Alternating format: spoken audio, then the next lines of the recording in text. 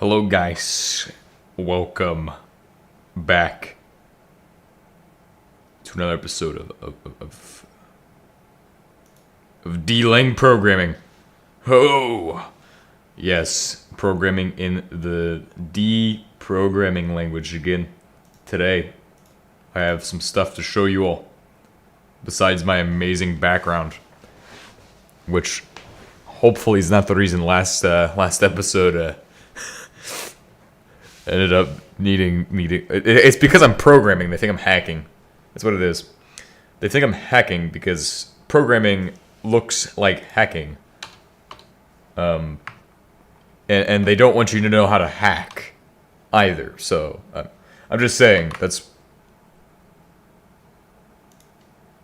hacker bad because Hollywood makes hacker bad.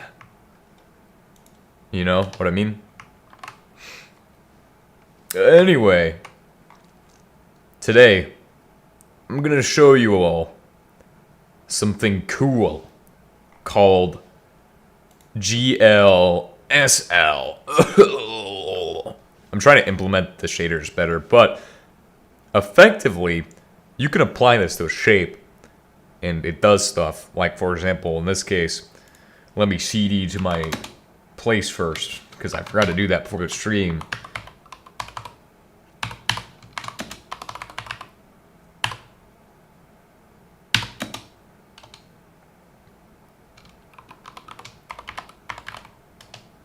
Haha, look at that, I know the path. DUB. Oh, parallelogram. Because it shifts the Y up. I think if we changed it, it'd probably do some weird rotations. And I want to kind of try to do that today. I don't remember how exactly to implement such a feature. Well, because I looked at it yesterday and I was like, well, it wants me to put a timing in there. But what if I just put a regular number? You know what I mean? Like, I don't like using the internal system time because it's kind of a thing I don't like doing necessarily. I like how there's one called CLang, but it's just a fucking empty folder, by the way. Oh, my apologies. I shouldn't swear. I meant it is a... I just like how it's an empty folder. My bad. I gotta work on that. I'm still working on that. I'm not even joking, I am still working on that. So, with this program, the way it works is you create... So obviously you create your object like normal, okay? You create your object, and then when you get to here, you need to bind a vertex array. That's done with this. Uint program right here is bound to GL use program. Then GL bind vertex array is VAO, not an AND VAO. It's just like this one. Do we even need that one? Let's remove that and see what happens. Oh, it's still running.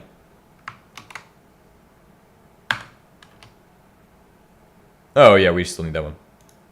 Alright, so we would do that. Right, we bind our vertex array at VAO, which is a buffer for that.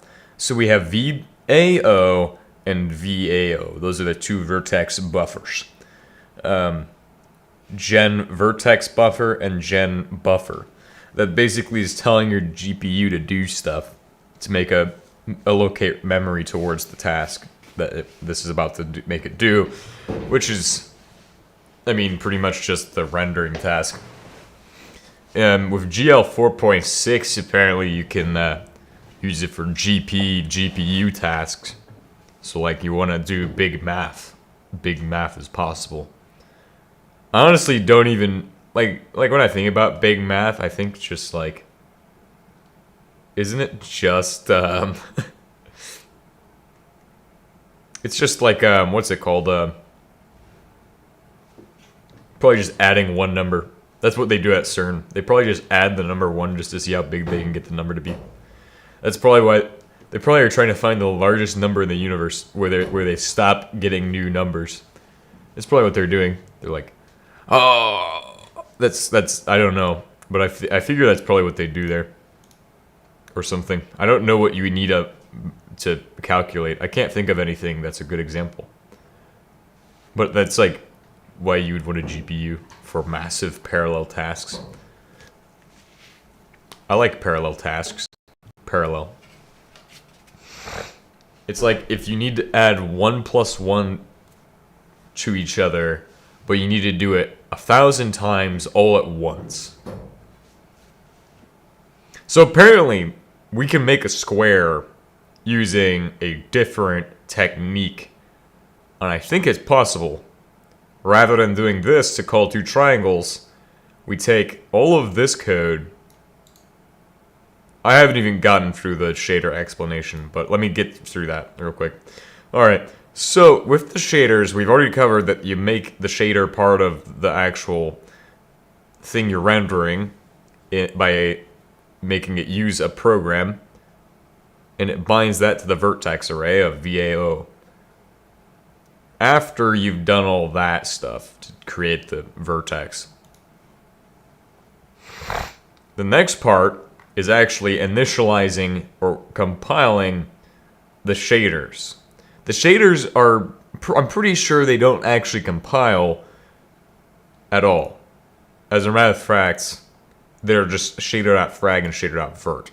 Those store the source for the shaders. When the shader is loaded, it is done by a read text up here. It starts off with, right after GL is loaded, you can start the shader process. So you start off with string vertex source equals read text, then the path to that. Inside quotation marks, the path is a string. Boom, read text of that. And then puts into these. You can do it inline, or you can have a string that is the shaders just put into the line, or you could do it the way I'm doing it here, where you're reading it from a file. So that happens. The next step is we put these into uints. We do a GL create shader, vertex shader, and a fragment shader into these uint vert ID and uint frag ID. After that, we're going to do a pointer to vertex source, and that's going to be an array. It has to be defined as an array to allocate that memory buffer. So vSource is vertex source.ptr. It's a pointer to vertex source. And then we do GL int, which is a type from GL integer. And we're going to have 1, an array length of 1 to initialize that as well. Everything here is initialized as 1 to locate that. So then we have an equals. We define this as cast GL int of vertex source.length to basically allocate the length of vertex source to that, or store that inside of the array, which is how it's done. Then in GL source, vert ID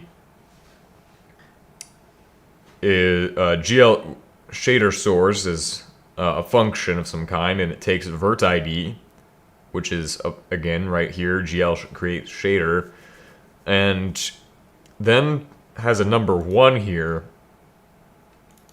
points to vSource, and also points to vert lengths.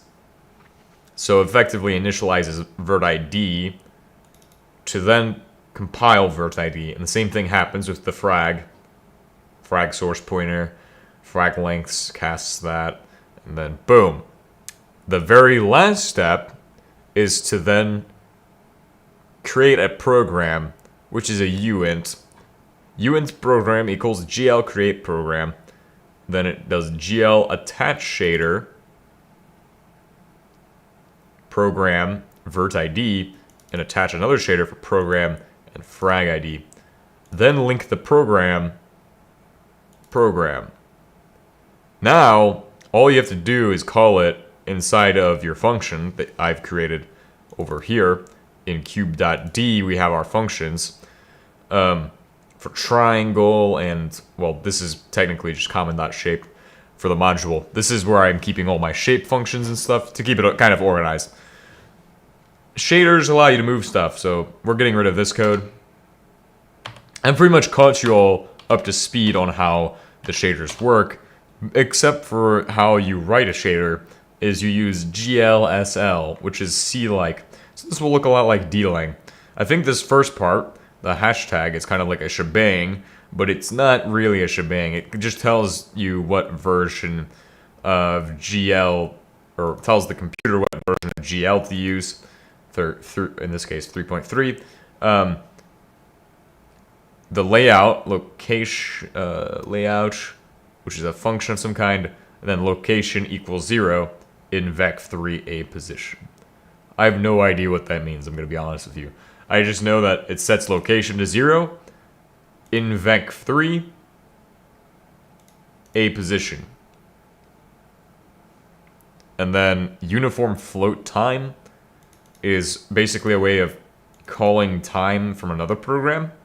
Time is then used as a component in this. So time can be something. I think this allows you to call it from your D-lang program. We have vec3 new position equals a position, and then do this. So new position point y plus the sign of a pos, which is again this.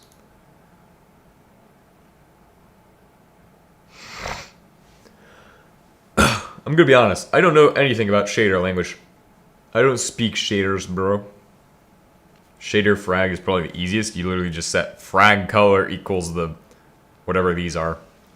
You can change that really easily too. But we want to try making a cube, or do we want to try moving it? Try making a square better and more easily. So when you do the GL draw stuff, or what we're about to do with the shaders. Alright, so we no longer need to have the struct square to contain the square information.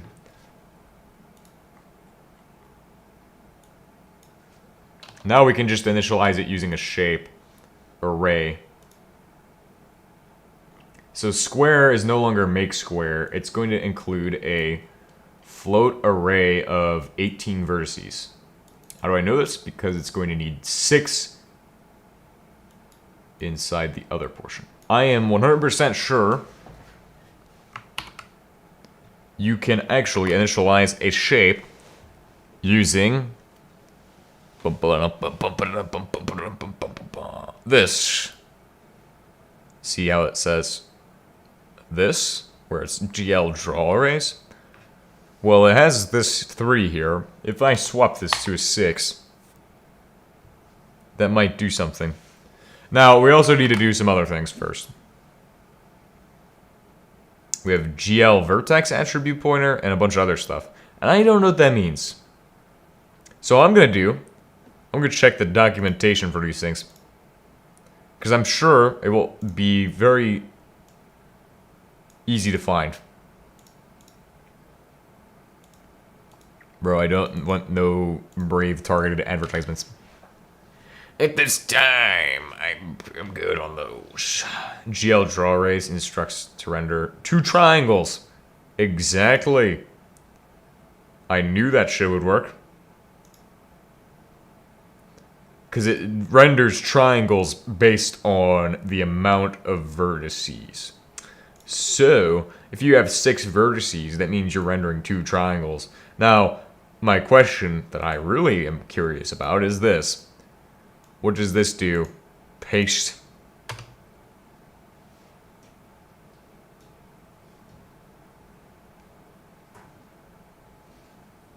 Represents a null pointer cast, which is technically, What we need to look at is this. OpenGL4 reference pages. I mean, it can't have changed that much. glint size, GL enum, glint, bro. glint, glinum. Lenum, bro. Lenum. Lenumerate. Lenumerate. Bro. Ha ha ha. I illuminate all the time, bro. Docs.gl, please, bro. GL enum. GL it. I'm pretty sure. We just set the size. Define an array of vertex attribute data. Très intéressant.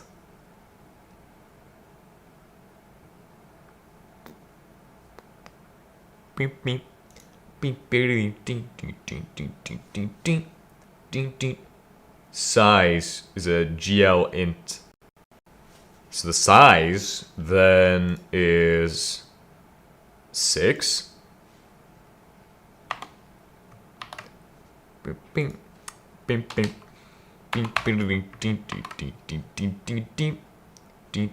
gonna have to consult the graphs from yesterday. It'll be pretty easy, I think. And then we should be able to make a square. I think. GL, make square, square. Alright, let's create our float array of 18.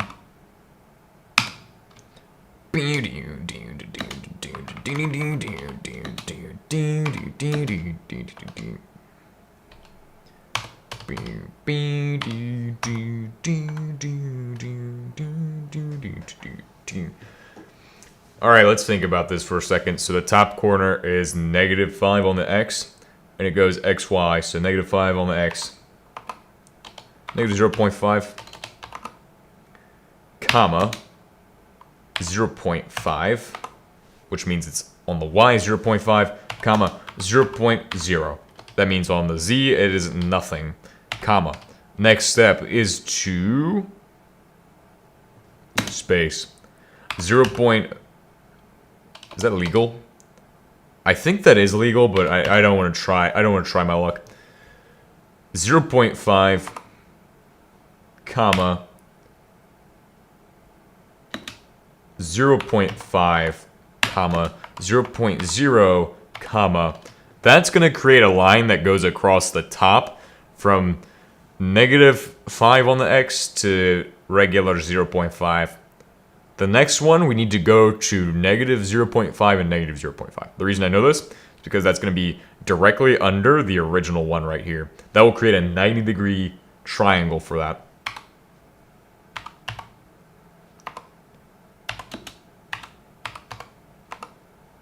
I'm actually not even needing to consult the graph because it's so basic. Next up, skip a space. We're going to go ahead and put in the next ones. It's going to have to share points on that axis. So let's go ahead and start from that corner there.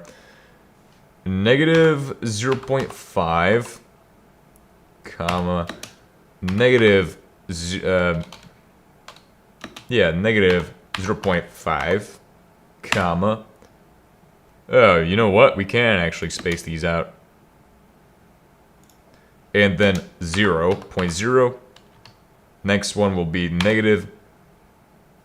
Will it still be negative? Well, technically we want to do that share first. 0.5. We're making a square. I went over the shaders and stuff. I have shaders now. I don't know how shaders work, but I just kind of looked at what the clankers told me about the shaders and kind of was like, oh, okay. And it didn't break, so I mean, it did make it a parallelogram at one point. But it makes it orange, also. I know how the colors work. It's in shader.frag, by the way. Pretty sure this will go to... Last time the cube, not ready yet. Yeah, we were working on square, but the way we did square was weird because technically in square you can do square by just doubling the amount of draw arrays, which I figured that out. Because then you can draw 2 with 1 array of float. You can draw more triangles in 1 array. 0.5x and then 0.5 should be the one we want, because that will put it in the top, the other quadrant. And then 0.0. I'm forgetting my commas. Commas save mamas. Negative 0.5, comma 0.5, comma would it? Yes, it would. Wait a second. That's wrong. This information is wrong. 0.5, negative 0.5. Boom. That will be the opposite of the starting one. That will give us our square. 0.0. And that should be done.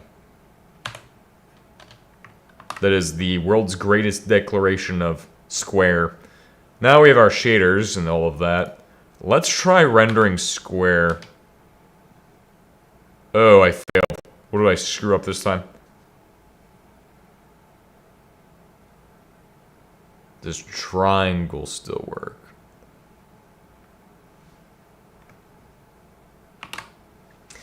Beep, beep, beep, beep, beep. Beep, beep. I must have failed somewhere. Maybe this needs to be 3. Change it back down to 3 and see what happens. Aha! It does need to be 3. Now, the shader is trying to do some weird stuff. The shader does weird stuff. It makes it a parallelogram. Without the shader, it'd be fine.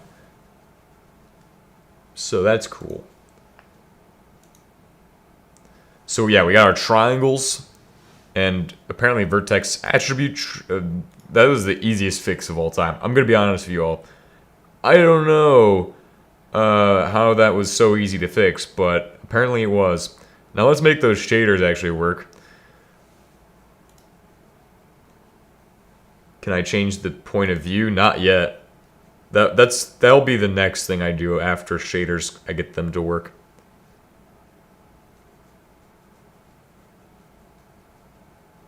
I think I have the Clanker advice in here. The Clanker told me something about after making the shaders, how to use them.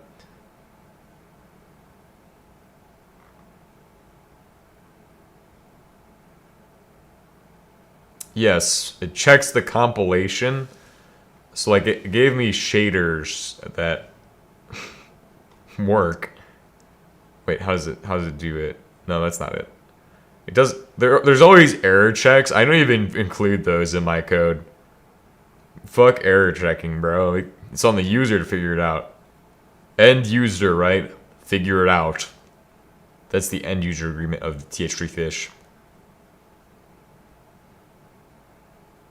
Wait. I mean, I am defining 18. Okay.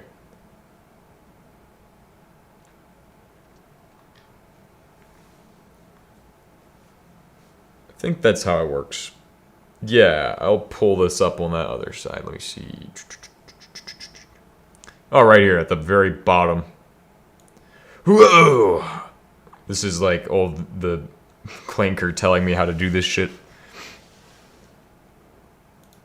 Literally the most vibe code we've ever done on this channel is GL. But it told me simply to do something like this, but do it based on time. And I don't understand why you would put your system time into that. I don't know. I just do an internal counter.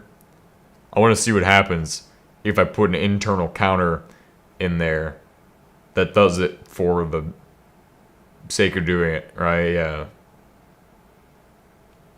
float time, and then we're gonna do equals 0, right? We're gonna define it right over here. Float time equals 0.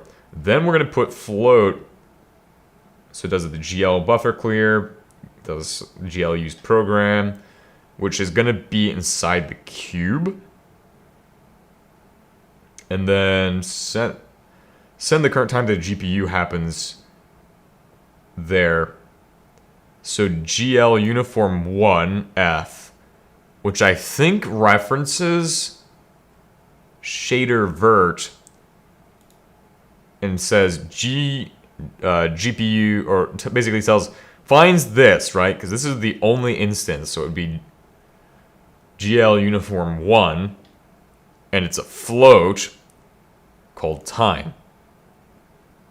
Alright, that makes a lot of sense. Now that happens probably after make square, I'm pretty sure. Let's go ahead and verify. Because the square, oh, it happens before the draw. So before the draw happens, it needs to send the GPU the time. GL, what was it, lower cases? I think it was lower cases. GL uniform 1F, make time, or what is it?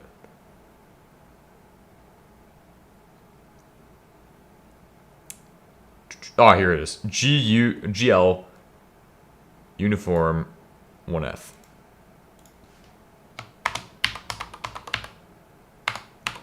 I'm not sure how well it will work. I don't know how it will work, but it might work really well.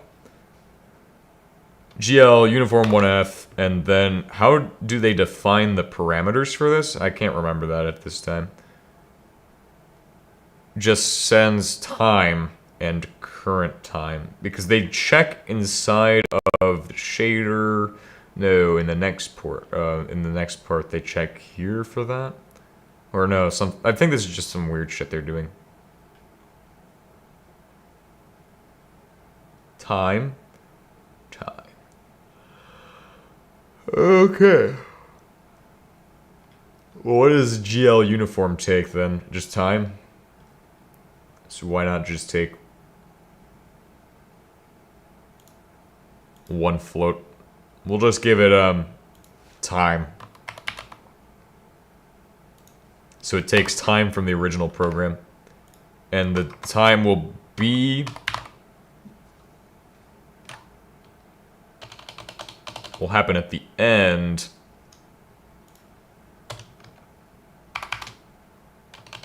Actually, would that happen? Yeah, we'll do that because it's going to swap buffers. I want to do it before all that happens. So that will happen in the while loop, I think. And then we need to define time before the program. Nah, we can define time here. Float time equals nothing. It doesn't matter. Just float time needs to exist. I think that will make it work. Expected 2 got 1. Maybe it wants 2 times. Time, location, and current time. What is time location in this case? GL int current location. Ah, okay, and that happens outside of the first loop. So that will happen before things are initialized, or like in that loop, or like during initialization. And it has to happen probably after all of that's done, because it requires a GL int in this case. And also, one other thing is that in order for this to work, what was it? I had a thought in my brain and it just left me. Damn, that's sad. I was thinking about it and I was like, damn, I have an idea of something to say that's pretty interesting, but I can't. I forgot what it was. What it was. GL get uniform location, program, and time. Oh, so this is basically getting the location of the uniform. Oh, okay. So like in the memory, I'm guessing uniform. I'm pretty sure GL uniform. Like I think I understand how this works, because if you don't know where the location of what you're trying to define is, then you can't define it. So I think what this does is does that. It allows you to define where the location of that is, either in the GPU or before even sending it there. Program, and it does time. Quotation. The string time? Oh, right. It looks... Because it has to initialize as a string, or the way I've done it is initialize as a string. Boom. And then we need to put that in here. Time lock, comma, time. That's it. That should do it. Undefined identifier. GL uniform location. Check the syntax of this. GL get uniform location. Okay.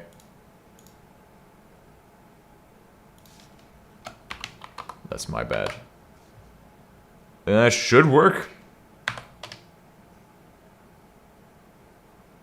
It did something. But I don't know why it's like this. Maybe we're going too fast. The loop probably goes too fast. Is there a GL wait? Or maybe I could just put a read ln to define time.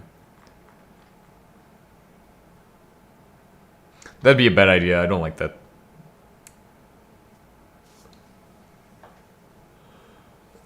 We could also just throw a read ln to pause it, I suppose.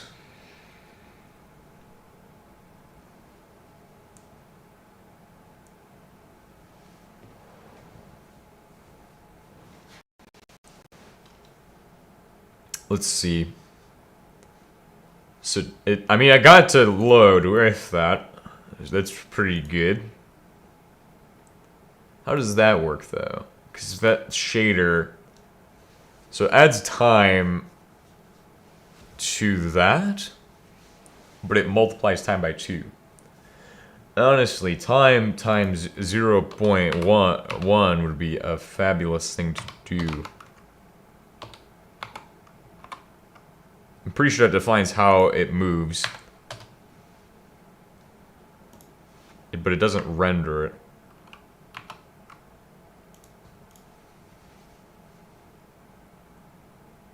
I have to see the original shader, because this used to define the original positions. I think I need to put this into the clanker to get the answers. Mr. Robot, please give us answers. Paste. It'll be like, oh, this shader is wrong because of XYZ. Your GL is syntactically correct, but the animation will likely look like a rigid tilt rather than a wave, because your square geometry only has 6 vertices. 2 triangles with no vertices in the middle or in the middle of the edges. To see a smooth sine wave, you must divide the geometry on the GPU side to provide more vertices. Why is it making a wave? Your current D array looks like this. Only corners. I don't have a float 12, I have a float 18. How do you get float 12? I mean, I am working on a 3-dimensional object, pretty much. Technically, for like a cube, you need to have 18 per side. Think of it. Think of that. 18 per side for 6 sides is a lot of memory usage just for floats. That is so like stupid. Man, that is fucking terrible. Why don't I just create like one string that handles like, or like not a string, but like just one int can do that job perfectly. Why have to have an array of that? That's a lot of information all at once. I'm thinking of this in a, I mean, I suppose it's not a lot of information unless you have a lot of cubes being rendered. But damn. That's just for a cube is like a shit ton of vertices. Cube equals a fuck ton of vertices. 6 times 18. Or no, it's like 18. Yeah, 6 times 18 per side.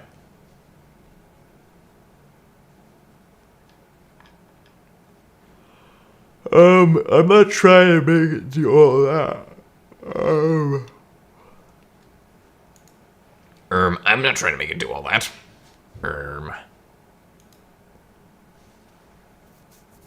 I think what it was trying to do is make. Well, I want to just move it.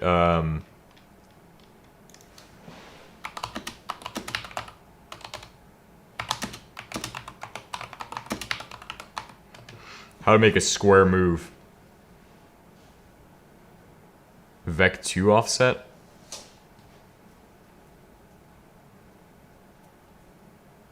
Uniform Vec2. Oh, okay. That looks really easy, actually. Let's implement this.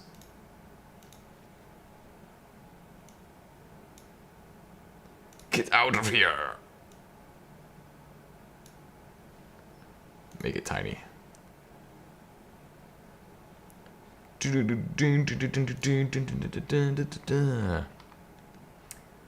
gonna have to redo it, kinda, I think.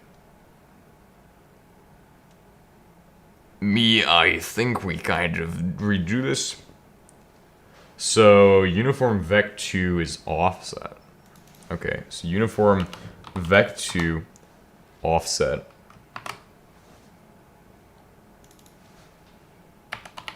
I'm gonna call it move, and I'm pretty sure it's gonna be defined the same way in the original program. We're gonna call it move, and we're gonna say that there's a float called move, and that's how we're gonna make it move. This is such a amazing idea.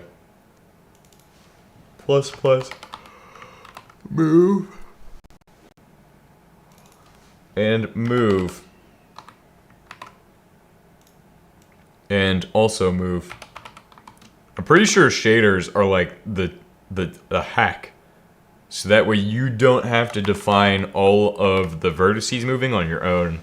Bro, imagine you doing it the way I was gonna do it. Bro, that would be probably terrible and super inefficient. I was gonna write my own movement functions and shit in D-Lang. And that's not a great idea, because then I have to figure out how they did it originally, which then just overcomplicate shit. And I'm pretty much a beginner at GL, so equals a pose uniform vec2 offset, which we call move. I'm pretty sure you just do new pose xy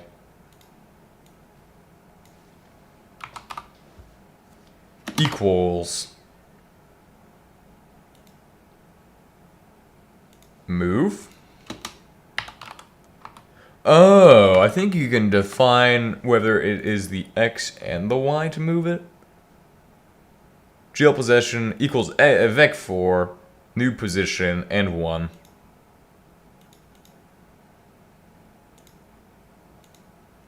Let's see if that does it. Let's see what that does. It still doesn't do anything. The question is why.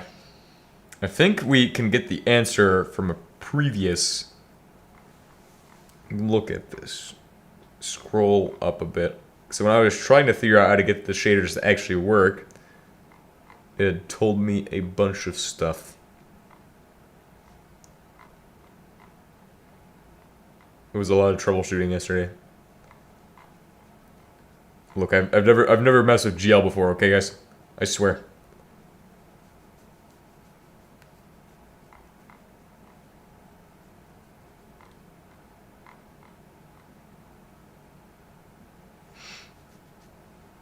So that just says A pose X, A pose Y, and A pose Z. That's the original. I don't think it has to do with that. I think that should be fine the way we have it. So then what's the problem? The problem started when I tried putting the shader on actually moving it. That's when the problem started. The problem started then. Oh, damn. So this is where it starts at move plus equals 0.01 should be fine. You can't go too low with decimals, I think. No. Okay, that doesn't work.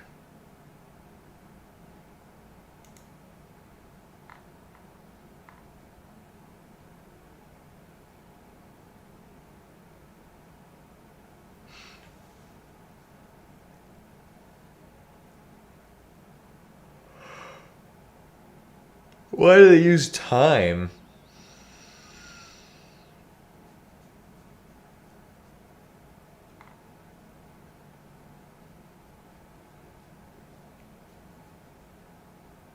Why do they use core time? Anybody know why they would use core time? I don't understand. I don't understand why they would use core time. I feel like it's a dumb idea. Anyway, so that gets that. That gets start time.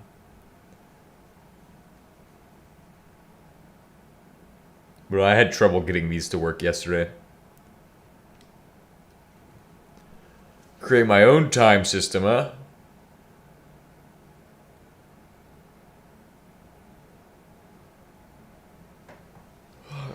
Oh.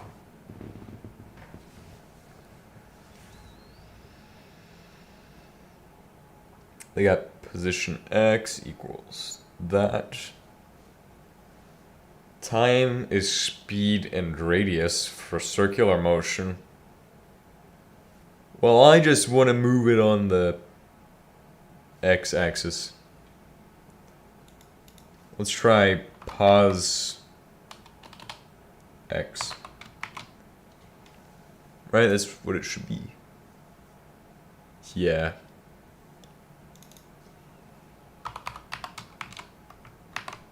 But let's try to get it to actually load. Oh wait, it's doing it in 1F? Is it supposed to do 1F? 2F. Uh-huh. That also defines that.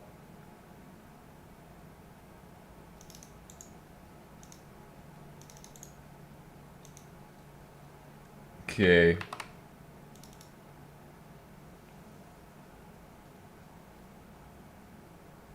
Yeah, that should be good.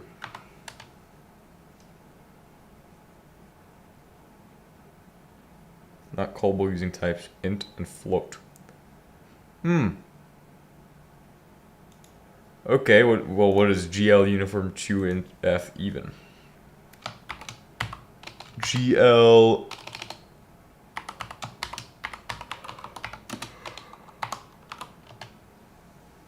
uniform 2F.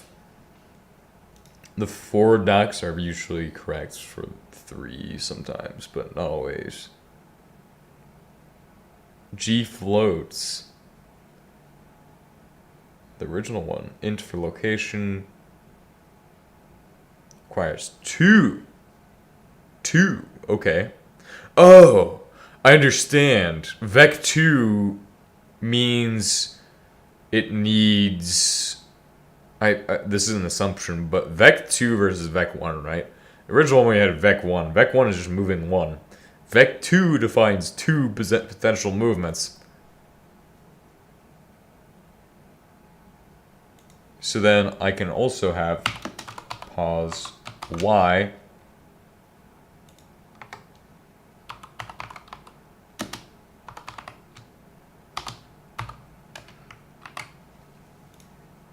and I got to that assumption without even looking at AI. The clinker logic. Clinker pattern.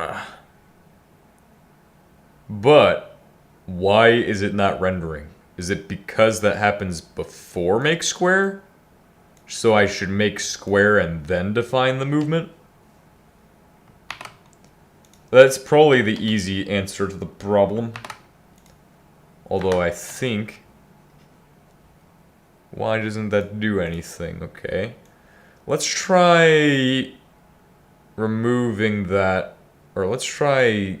Yeah, comment it.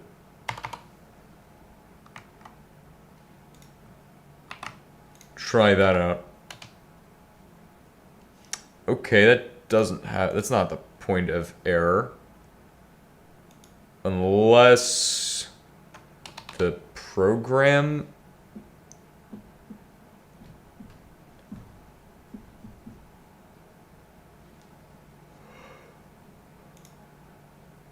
program's the issue.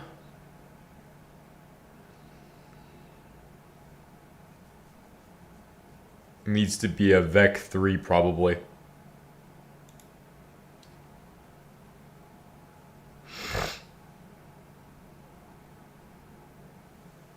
Vec3 new pose equals a pose.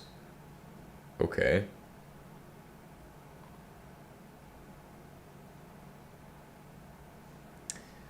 But the original one, right? So in the original...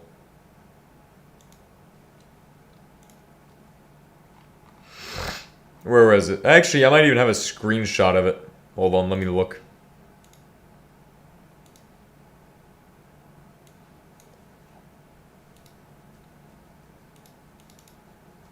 I might even have a screenshot of my original code, I bet. Because I was like really happy with how it worked. It was pretty cool. So I was like, yeah. Super cool.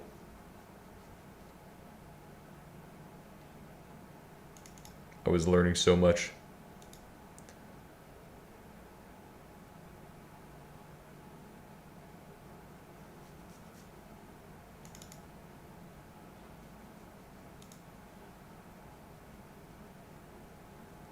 Okay, this is so hard to find. That it? That's Java. Oh my god. Who put Java in my fucking computer? Oh. Cringe. So Vec4 is new position. But maybe we need to define the original GL position. I think we need to do that. GL underscore position equals Vec4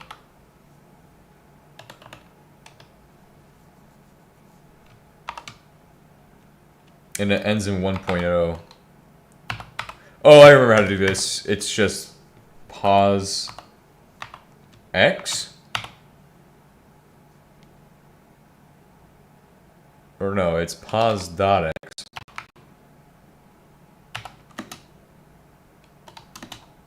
Pos.y. Pos.z.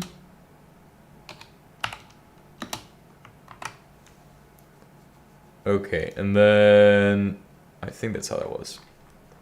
Let me double check.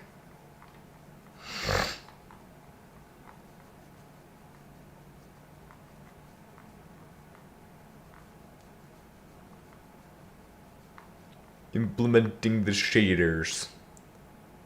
Super good. Shaders, bro. Yeah, it's just the vec4 A pose X, Y, Z. I feel like I should just throw myself into the fire and just kind of... let me rephrase that. I think I should just kind of jump into the deep end and figure it out. Not throw myself into the fire. What kind of bullshit is that? Throw myself into the fire. Where did I come up with that one, bro? You've heard of iOS, but you haven't heard of AOS. APOS. APOS. DUB? Oh! Okay, Square is existing. I am make Square destroyer of world. Perfect. So I brought the square back, but now I need to do this. However, we can do that by modifying the original, or no, A pose is your starting position. I think you can modify the actual those. New pose.xy equals move. I don't understand why you would do this. You could probably just modify those and have a vec3 that targets these, or a vec4. But we brought it back without the fragment. I think the fragment's causing issues. Although this could be moved before that, maybe?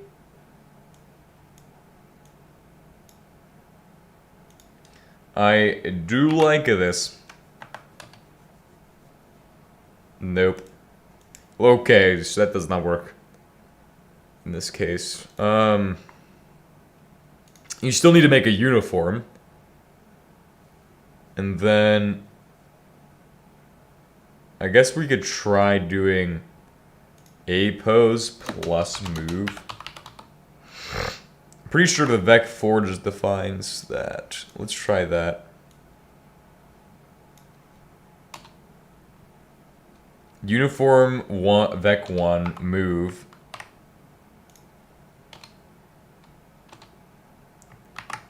Shaderlang is crazy, bro.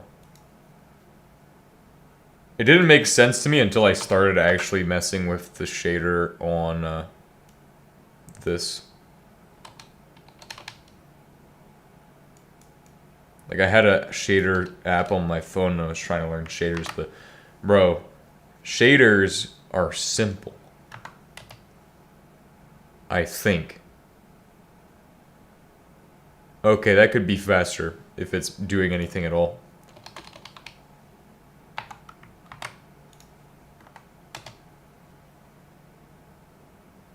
I think I saw something happen. I just can't tell what.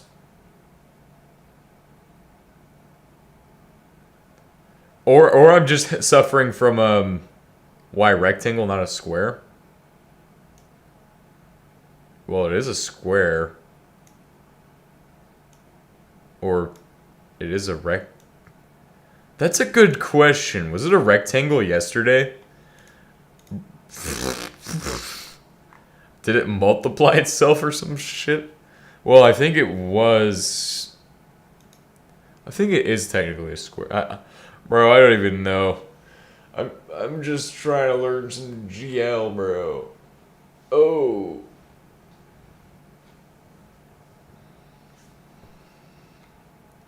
I don't even know, man. Maybe it's because I'm adding the move to it. Let's see if this works and enables the shader to generate with that. No. Where's my fragment at? Frag color. Why is this not working? It should be orange. Out vec4 frag colors. That sets the vec4 to that.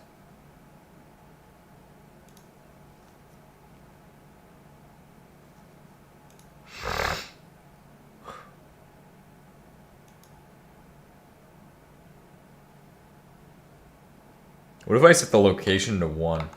What happens then? Nothing. Maybe it's for multiple objects.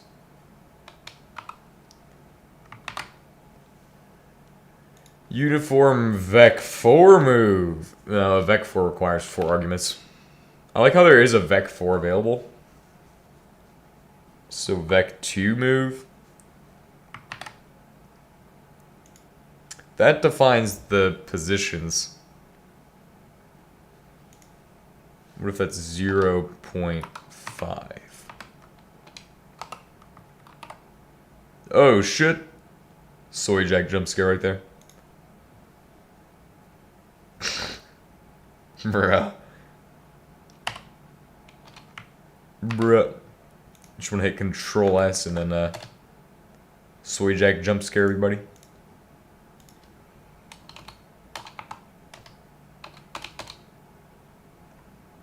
I just fucked something up and it looks terrible now.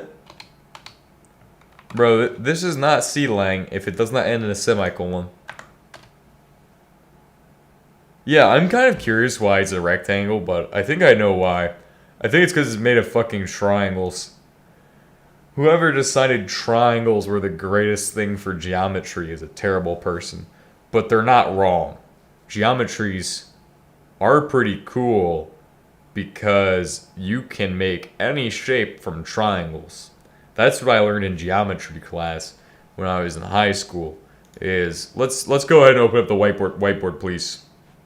I said whiteboard, please, not soy jack background again. Whiteboard at this time, please.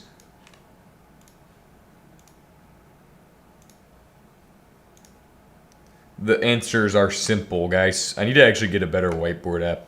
But let's say I have a triangle and it's shaped like, for example, this.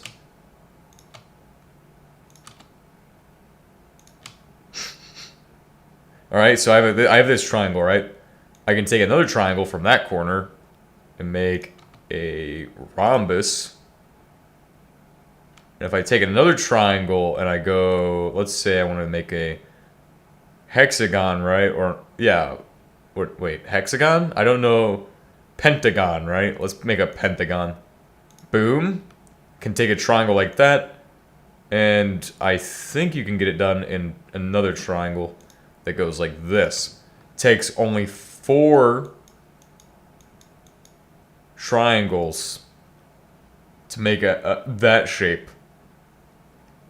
Right? And these are all on like 2-dimensional planes. So like think 1, 2, some kind of 0, 1, or some shit like that. Boom, 1 plane. But you can make a square the same way as you can make that. Technically, if you can make a polygon, you can make a circle. So that's what's really interesting with geometry, is that all you need to do to make any shape is just kind of figure out where the triangles go and try to use them as efficiently as possible, I suppose. In theory, if you wanted to do a shitty octagon, I feel like you could do a shape like this where you subdivide each portion of the octagon. This would be like for like,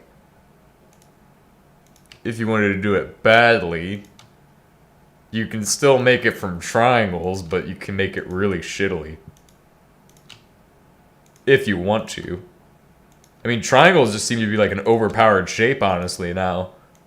Can use them to make bridges, can use them to make fucking any other shape. Like, look at that. Octagon made of triangles. Now, you could just do... Okay, let's say the top is here. Boom, right? Let's start off like this. Create a rectangle. Can I make a circle? Yeah, but it will be an absolute pain in the ass because you need to have 360 points on it, right? Theoretically, it's a polygon with 360 points or angles. Like that's that's the circle. And here's every single line for the geometry. This is what it will look like once it's done. Geometry like that. That's the circle. There's lines. You can't tell, but there's 1,000 lines going through it. Here's a better circle. That's a lemon. Fucking lemon, bro. Trying to make the best shape possible.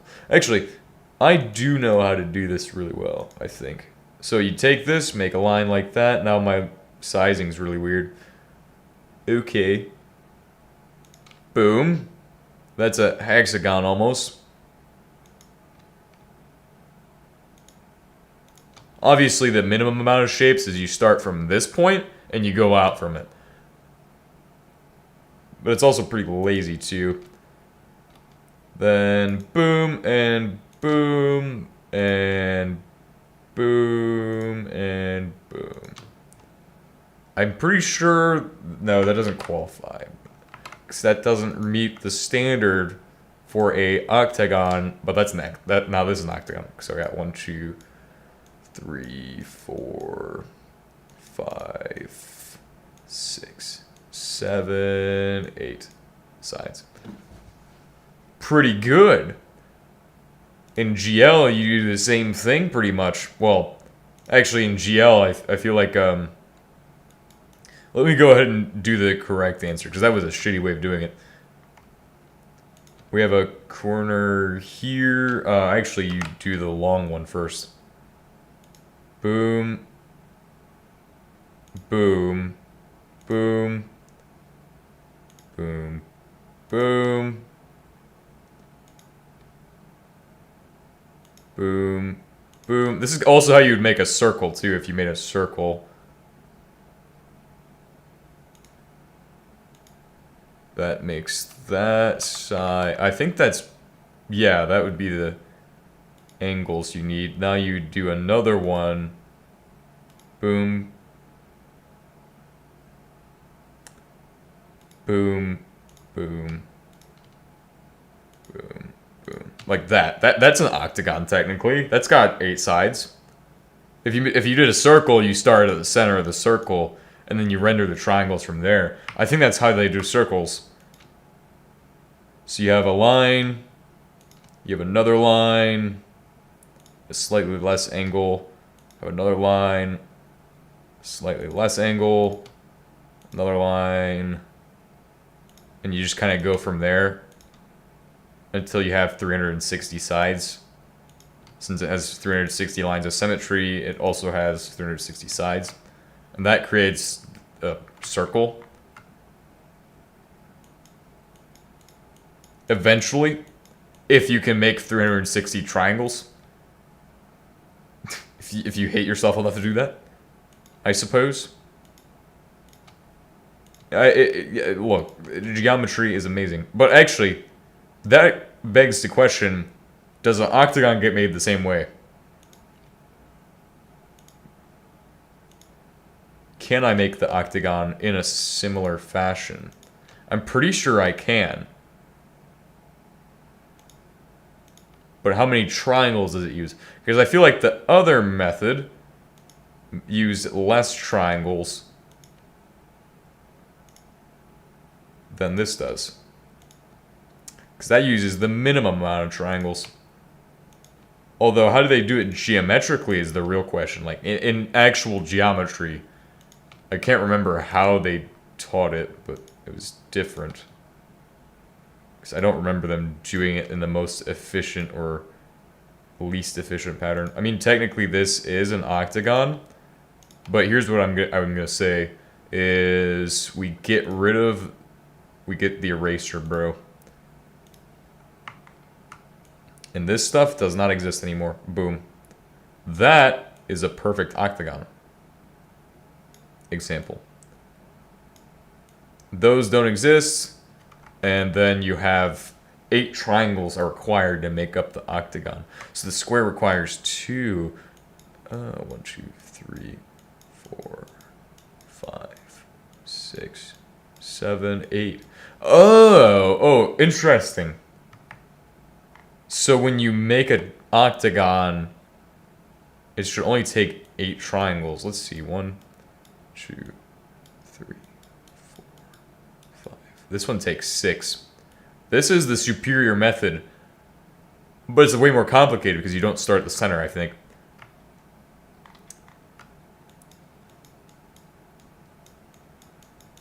Five, 6. You can't really beat those. Those are... Obviously, this one has... It's not a circle, so we can't just count them. A square only takes 1, 2.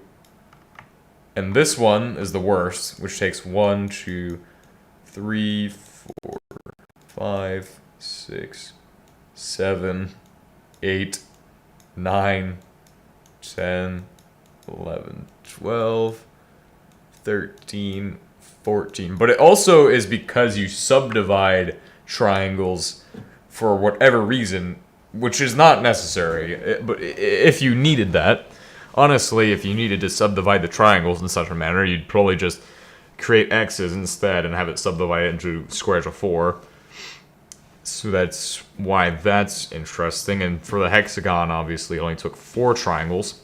And I also remember, from what I remember, the triangle always adds up to 360 degrees. D-Lang? Yeah, it's underneath the geometry. 360. So if we had like 90 here, I use G-Lang personally. Oh yeah, bro, G-Lang is pretty cool. I've actually read about it, but yeah, this is the D-Lang code.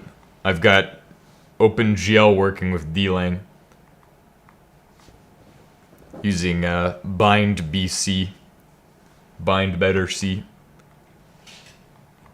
It literally is just syntactically like C, from what I understand, that we've done. Although my shader isn't working, so I have to figure that out. I think it's because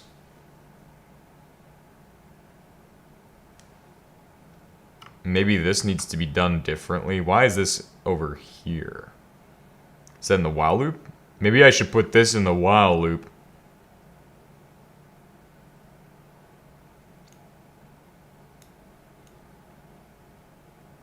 Yeah, this should go in the while loop, right? I use Linux Mint, by the way. That's fair. DUB. That doesn't do anything. Oh, it didn't change anything, though. But I don't think we should be declaring a glint in here. Especially for move location, or move loc, or whatever it was. Because that is actually part of just basic stuff. You don't declare inside of a while loop.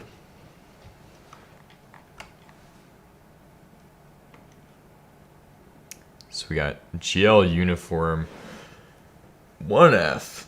What is, what are we using? A vec1 inside of the shader?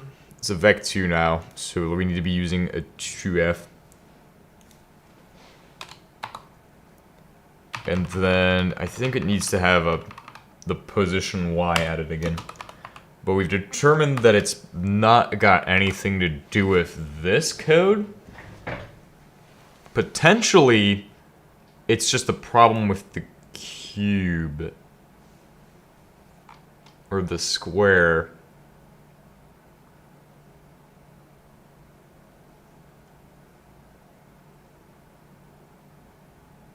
Doing some weird stuff. Shady stuff. Or it happens in here with the frag ID. The shader.frag probably doesn't do anything with it. I want to make an RGB square and make it move in circles. That's my project.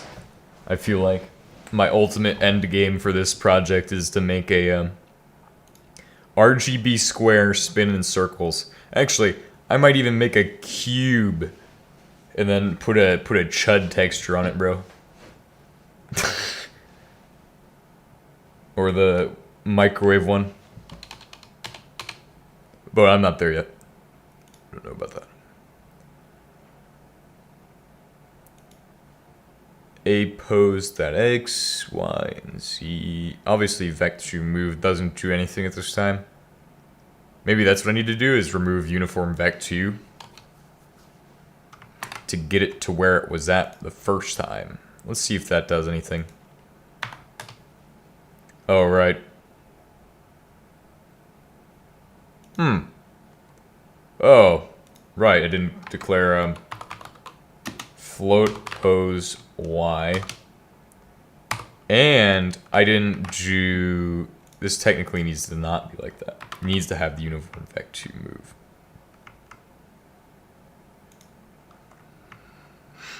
So that gives GL position that. Let's try this again. Okay. And then what did it tell us to do was like inside the shader, instead of doing this, like that creates the shape, right? We needed to create the shape with the shader.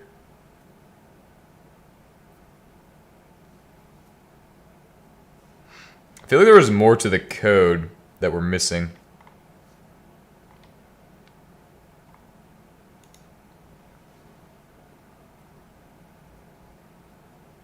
Add offset to input position.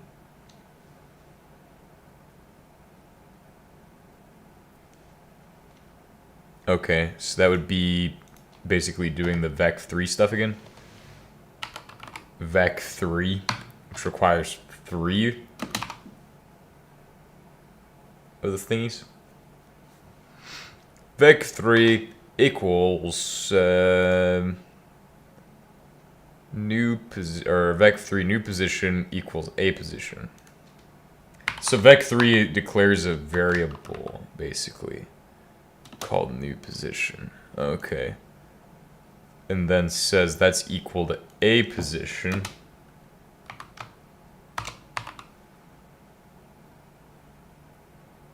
This says that the GL position equals vec4 of a position. I don't know what GL position does under the hood as far as, is that like an end of the function, or like the second it reads that it might end the function, or like what does that do? I have no idea. So equals a position and then something else. No. Alright, so then we add another one called new position dot xy plus equals offset.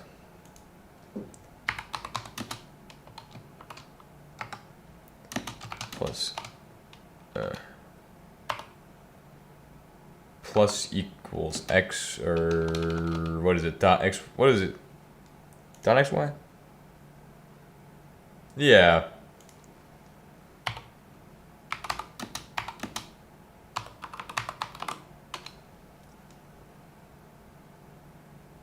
What do we...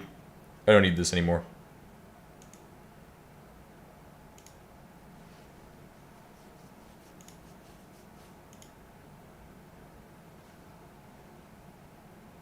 Plus equals offset.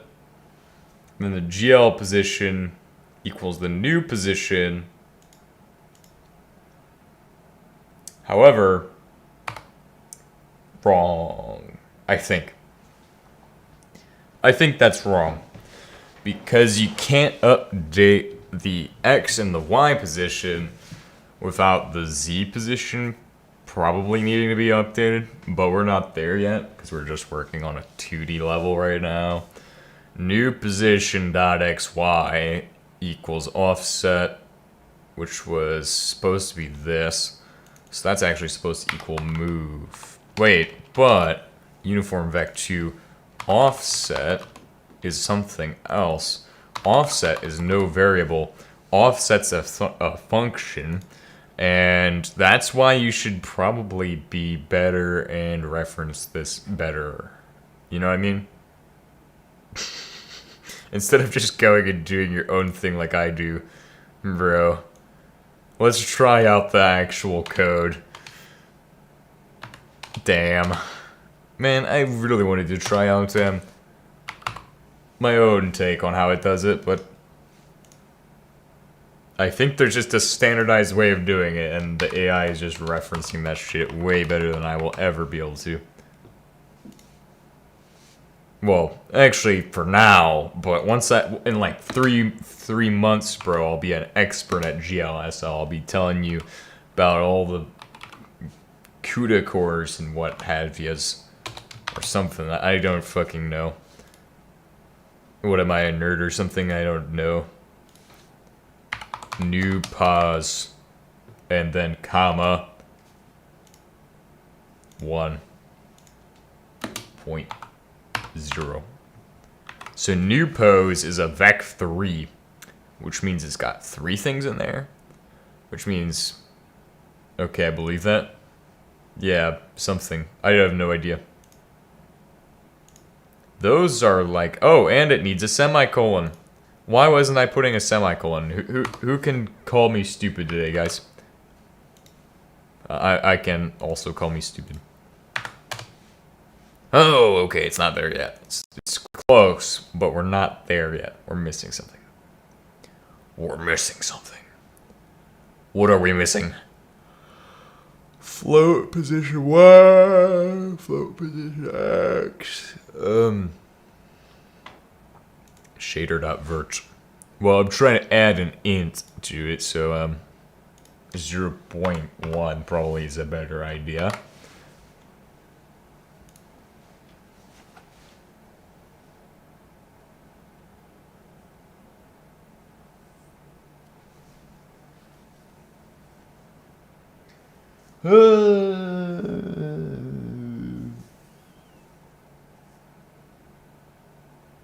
Okay, so that's cool.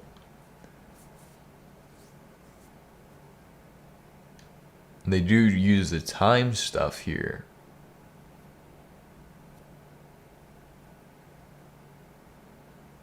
Create a start time.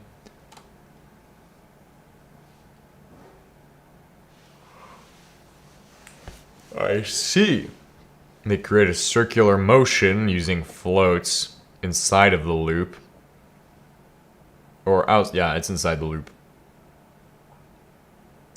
And then they do if offset loc equals that, then do that. Also, how do they do their offset? Because that's what I'm curious about. The glint program offset should be our focus. And everything that referenced whatever that was originally should use offset now. Alright, do that. Nope, not there.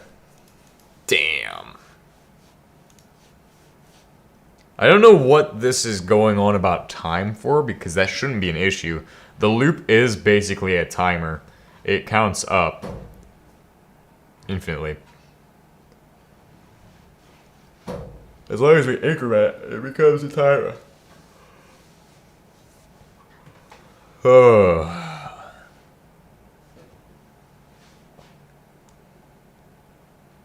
Send the offset to the GPU. GL uniform 2F? Yep, that's correct. Do I have a semicolon on, or it wouldn't work. Oh, is that before? That needs to be during. Oh no. This is bad because this needs to be during the entire thing. So what's going on here is that GL uniform 2F applies during the operation of the VAO, or before VAO. GL bind vertex buffer or vertex array VAO. which doesn't happen in this case, and it has a GL draw erase. It's happening outside of the parameters of that. So to get this to work, we need to have it within the cube itself before it does the draws and before it does VAO.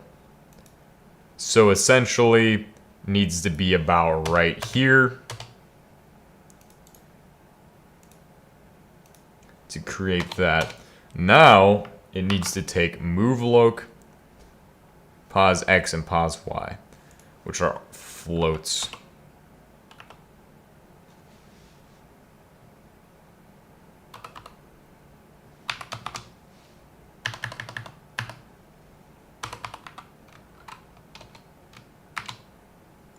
And what other thing? Whatever the pos or that is. GLint, I believe. Yes. GLINT. I like GLINT. GLint. I got some GLint in my pocket and I don't know what to do with it. GLint is in the dryer. I've got a peer-reviewed study that says you've got some GLint. GLint. I like that. Bro, what am I going on about? I'm ranting about GLint. Oh yeah, we love GLint. What is it called originally? It's called moveLoc. GLint. I like GLint. Yeah, GLint. moveLoc.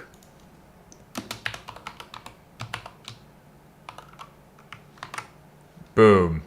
That just works. Move. Bro, my code is the most readable it's ever been in one of these videos. Pos X. I like POSIX because it, or POSX because it sounds like POSIX. Pos Y. Do it. Fucking hell. Undefined identifier POSX. What do you mean? Oh, right. It needs floats. I like the float. Float. Please, float. You drop your phone in some water and it better not float. Ah, fuck. Well, we put it in there. I think it's just a matter of getting it to where it's like aligned up correctly. It has to happen after program. We know that it needs program to work. It might need to be in there that it uses program. No, because this would be like... No, it can't. Can it?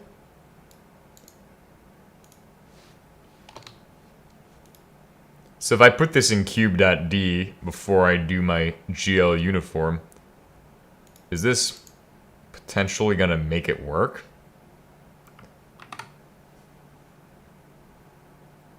Get uniform location, program offset, creates the moveLoc, and I think that really simplifies this down. Yes, we do need to reuse that line of code twice now in different functions, but I don't think we're really going to be making triangles anymore. I think we're going to just make fucking squares and then work on cubes if I can get to that point. Hopefully I can. This really simplifies down the code for the function. That way I don't have to put in a bunch of bullshit to make one function work. Still no, like, actual... Maybe it needs to be defined as equals 0.0 and equals 0.0 as well.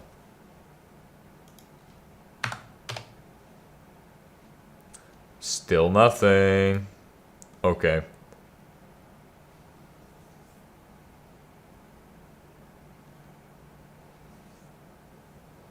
How is it done here? Because that if we look at this, they have a set to F, and it's done pause X, pause Y. Then it does GL draw erase triangles. It does GL bind array VAO. They have theirs capitalized, but mine's lowercase, which is fine as long as it's the same variable. These functions provide that for a cosine and a sine of time and speed. But we don't need that, because I think the way I'm doing it should just work. Unless it needs a sine.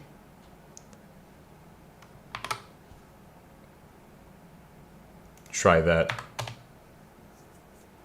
Nope. I mean, it should be adjusting position X.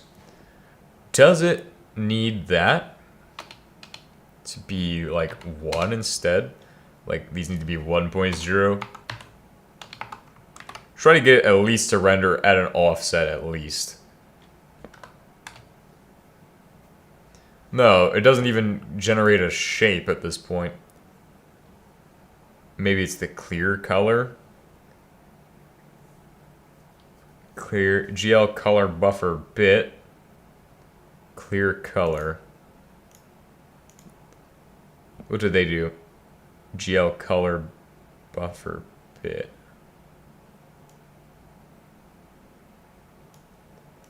Uses program. Where does that happen at? It happens in cube.d at the square function. Use program. Okay. Maybe that happens before that. If I can't figure it out in like 10 minutes, we are going to call it then. Okay. Clinker time.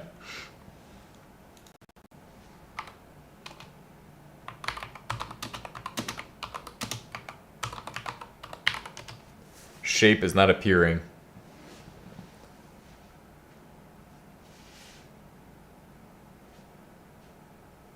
If you added uniform float time or uniform vec2 offset to your shader but didn't use it effectively until the final GL position calculation, the compiler removes it.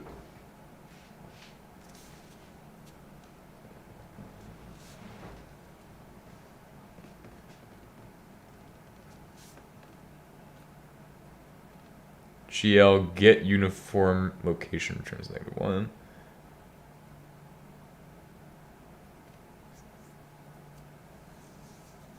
Using the uniform? Oh.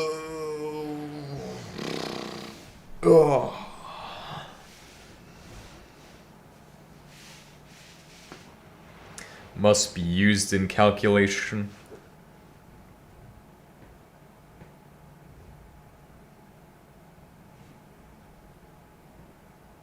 Vec4 a pos x y plus offset.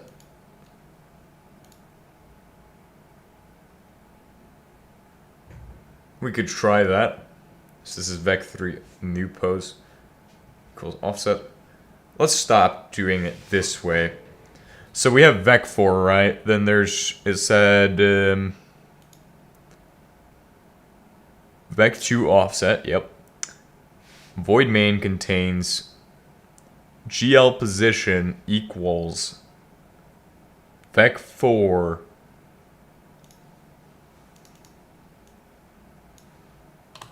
Alright, we don't need to do all that shit. That was all shitty. A pose dot xy. I think I just hate shader language, bro. Plus equals offset. I think is what they said.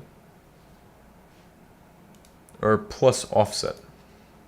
Oh yeah, because this is just saying that the vec4's that comma A pos dot z. Oh! Would you look at that?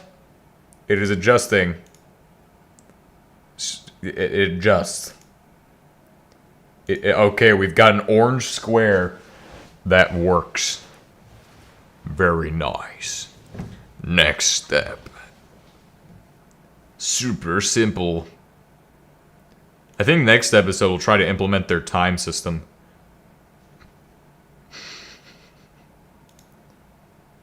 Put it to 0.0. So this is moving a square on X and Y.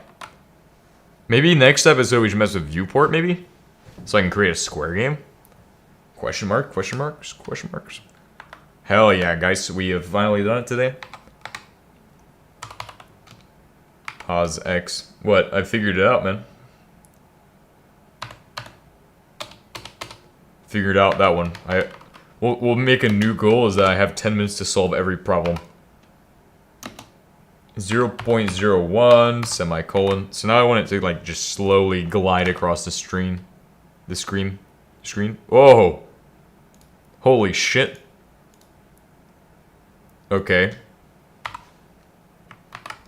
Very slowly go across the screen. Bro, I'm able to make 3D animations now, bro. You all aren't ready for the Fish movie, bro. TH3 movie of all time. Bro, it's just getting deleted right here. It's slowly getting smaller. I want it to come back on the other side. That's fucking cool. No way. Chat, is this even real? Alright, so when it gets to there, when it's all gone, then it needs to re-render back as 0, 0. How do we create a switch for that? Probably would do another counter. Oh, that counter hits the top, then you would go back. Oh, yeah. Another counter. The counter counts up as the program goes, and then that counter is when it hits a certain number is what tells it to go back. But I want to do some weird shit, so let's go ahead and like multiply it by 0.1. Or actually, I think you can rotate them using cosine. That's what they were doing. So we need to create a timer. Timer equals 0.0. Semicolon.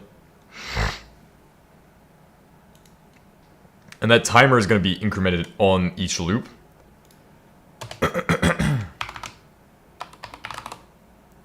Or no, timer plus equals 0.001.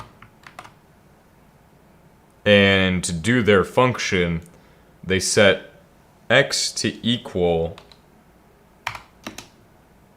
whatever their function was originally. It was like here, cos, time, and speed, and radius. So let's go ahead and put in the cosine. Timer times speed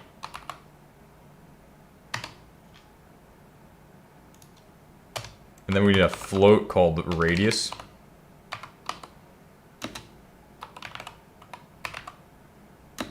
Equals 0.5 times 0.5. Try that out. Standard.math. Jesus. Jesus. Okay. Cosine, and tangent. A, B, C, D, E, F, G, H, I, J, K, L, M, N, O, P. Math comes first.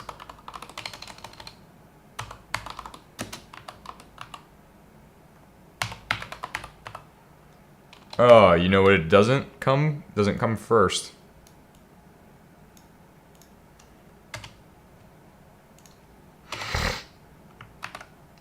Do it. Do beats. It's not speed, it's 0.5.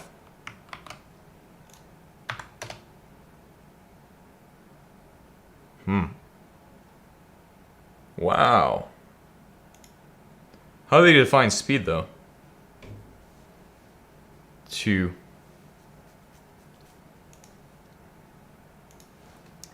So speed is 2. I think it's a plus here as well.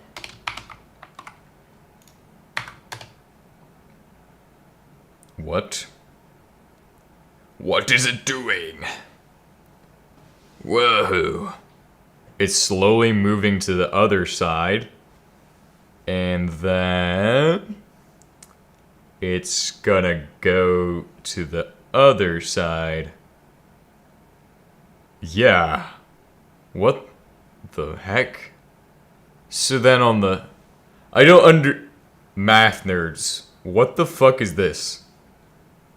Math nerds? Could you explain it this time? What the fuck my square's doing going back and forth, bruh? Why? What the hell is a fucking POSIX cost timer, bruh? I need help.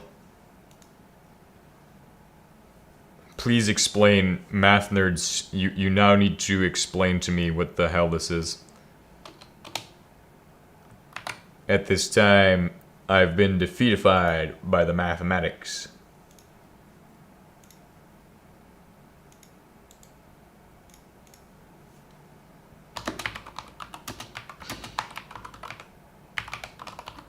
I need an explanation at this time. Le mathématique. Ugh. Next one is pos y, which they do a sign for.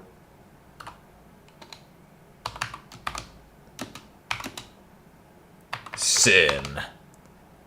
Timer. +2. I hope it just automatically compiles. It's going back and forth. Now it's going in circles. I've created the sed.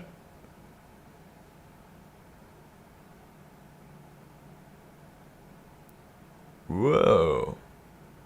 Bro, it's like one of them box televisions where it like touches the whatever and does something.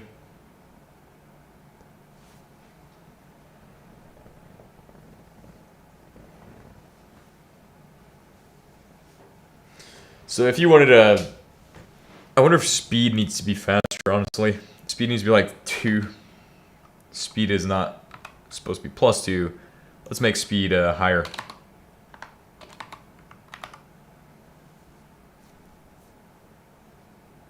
Make it +3.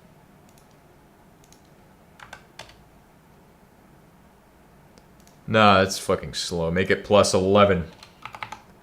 Bro, I want this thing zooming. My can prepare your group, your Discord page, you YouTube channel, and I want to join you. Add more speed. Yes, I'll add more speed. Oh, I'm good. I don't need people to join me. I'm good. Yeah. Let's go ahead and say that speed needs to be like 20. That's fucking slow. I want to see this thing go like a rocket. The sun is too slow for my taste. Hurry up. Hurry up and Arch Linux. Let's figure out how to switch it for Arch Linux. Oh, the next step is I take this shape, make it a cube, and then apply some fun to this. We like a Wayland composter. Window menu. What the helly? QT, bro. What if my program was a Wayland composter? My country name? What do you mean? Country name is United States.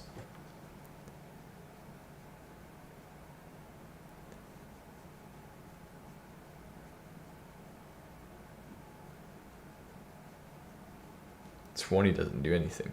Doesn't matter what speed it's at, I think. Well, what if we set the speed to 200? I ain't seeing any results right now, and I ain't happy if we ain't seeing no results, right? So let's set that shit to 200. I think the higher you set it, it doesn't affect it to an extent. Maybe it's just that the rate of these equations. We need some of those brilliant people from CERN to come help me with this shit. I think it needs to be 1.5, because it needs to be above that. That might make it go in the opposite direction. So these back down to 5. Oh, that makes it go wider. Okay. So 0.2 would make it go smaller.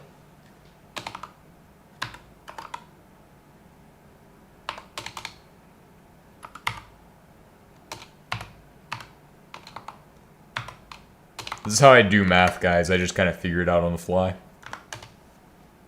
Right, so it's smaller now.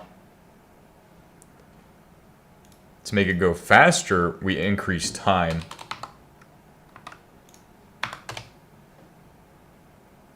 Exactly.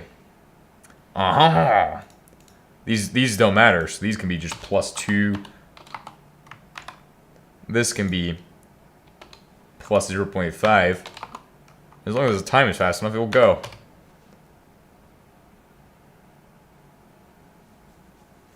And if I want to make it reverse, what I'm going to do is simple.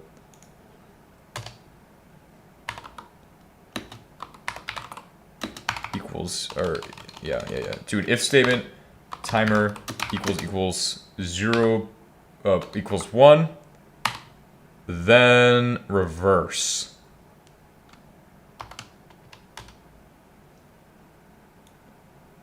And we need to do these.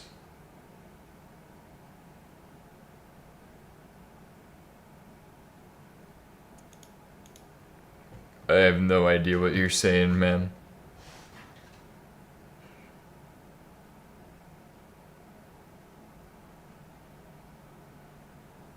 Because my time is set to Kolkata. Bro, I'm getting all these people from India and now. Because my time is set to Kolkata. Bruh. This is crazy. Timer 0.01. Or, no, timer minus equals 0.02.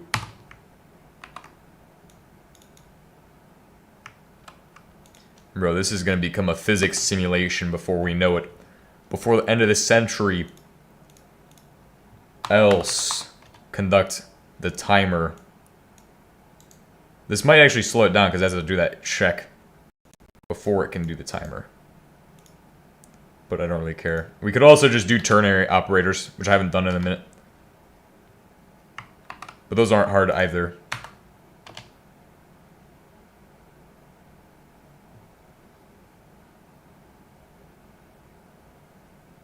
Your name, my friend? T.A. Shreefish. Alright, so it goes up, and then eventually it's gonna stop.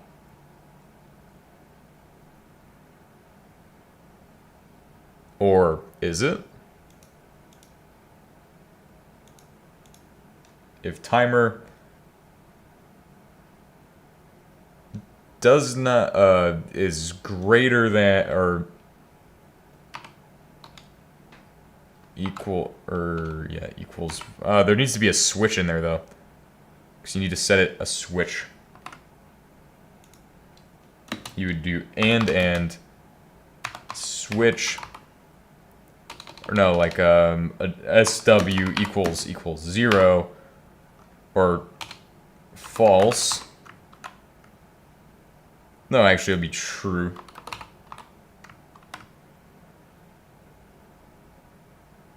I want to camp USA very much. Yeah, it's pretty cool. Lots of stuff to see out here. We need to do an else if for this now. So that would be the opposite, and then copy, paste, Boolean, bool SW equals false. I think it's always false by default, but let's see if I got this shit. Let's see it.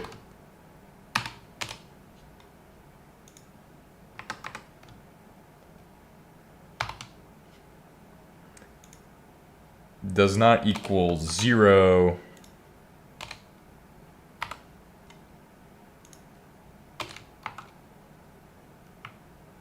Then these need to be switched.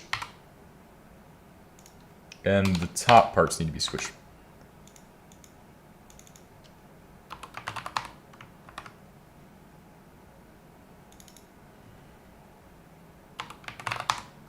SW equals false, and this one equals true.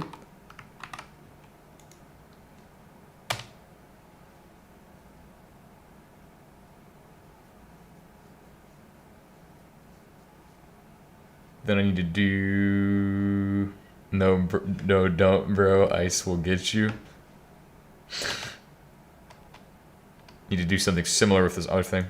To take the timer.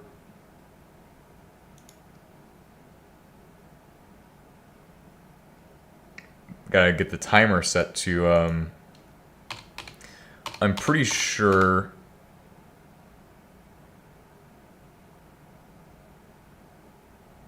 Yeah, well, we could just do that as a float as well.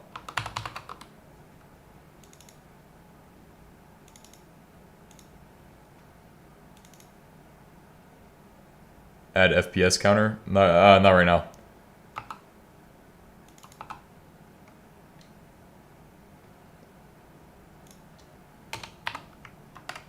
We just need these to be like that, and then this is going to have to equal 1.0.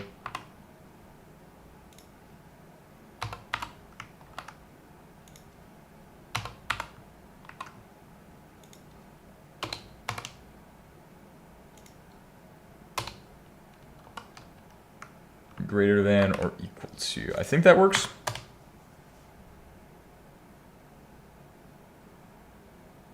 I really don't have it in my brain to do the logic today.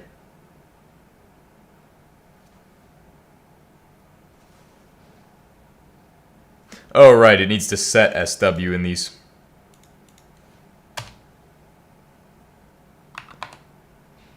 SW equals... Wait, but if SW equals timer and timer is being subtracted from, it doesn't work.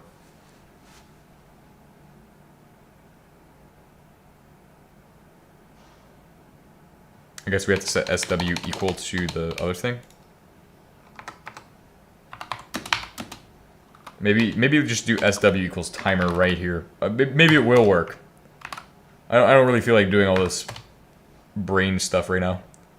My brain is dying. It's that. Does it do it? I feel like we could probably just use a cosine to do this. Make it figure out. What if we added in the position Z on it? So float pose Z equals 0.0. How would that work? Would it be a tangent for the position Z?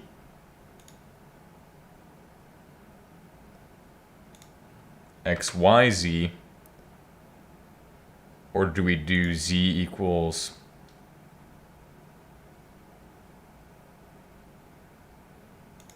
Also, is there a different thing than offset? What if I wanted to spin on the z-axis as it does this, right? So then...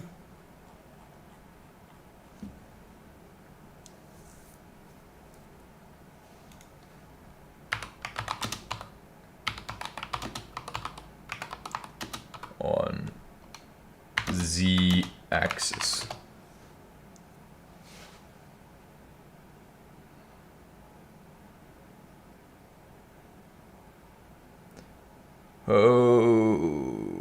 Oh, thank God. Update the vertex shader. Map 4 transform. Holy That's what my brain's thinking of right now. Shit. 16 for a transform mage? Oh, God. Nope, nope. Turn around and don't look at it. Don't even think about it. Okay, let's just make it... Let's just fuck around with it. Let's not ask questions. Let's just do it and see what happens. Alright, let's just vec3 our offset. And then supply the code for a pose y to the z-axis. Maybe swap it for tan. Who knows what this will do? I hope it looks absolutely horrendous. Wait, before we do that, there's one other thing we need to update, which is the actual... Oh wait, is it in here? Yeah, get uniform 3F. And it's a vec3 now? Yep. Vec3 offset. Who knows what that's going to do? Oh! Int, float, and float. Move loc is an int, apparently. Instead of, oh wait. You know what it is? It needs another one. Expected 4, got 3. Yep. Vec3 offset needs 3 of them. And that's in this one. Pause Z. There we go. Got it. Oh!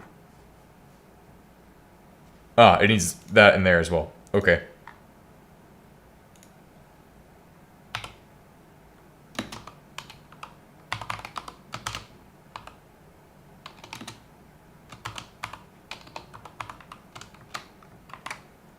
Alright, let's see where float pause Z is gonna go.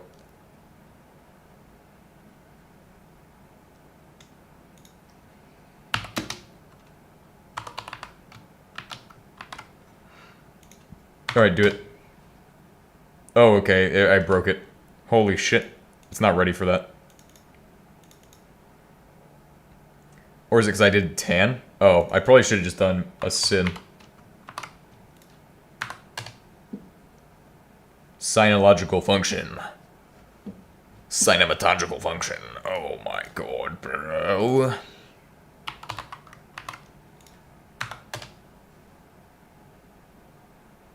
That doesn't do anything. I broke it. I'm so sorry. Oh wait, that's because timer doesn't count up. Wait, it would do stuff. Timer plus equals 0.1.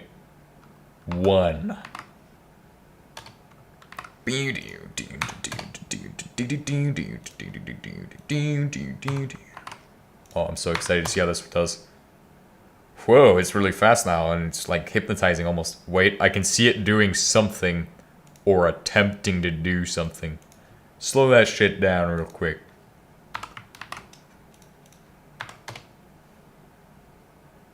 It does something on the z-axis, but I can't really tell what it's doing.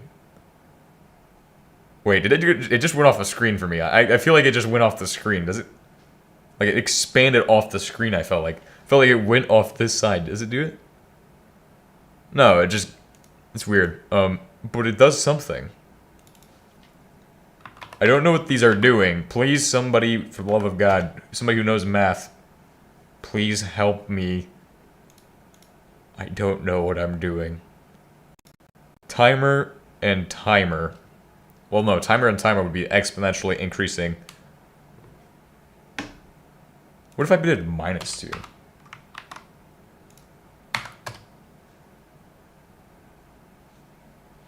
What if timer's a negative? What if it's timer divided by 8?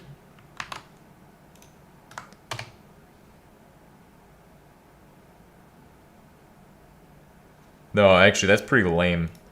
Bro, what if it's the square root of timer? Bro, it'd be 0 then, because it's a exponent.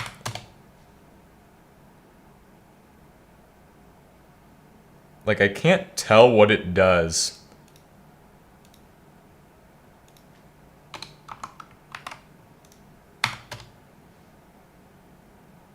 Oh, because there's 0, it flashes. Fascinating. Wait. What if it's 1.0?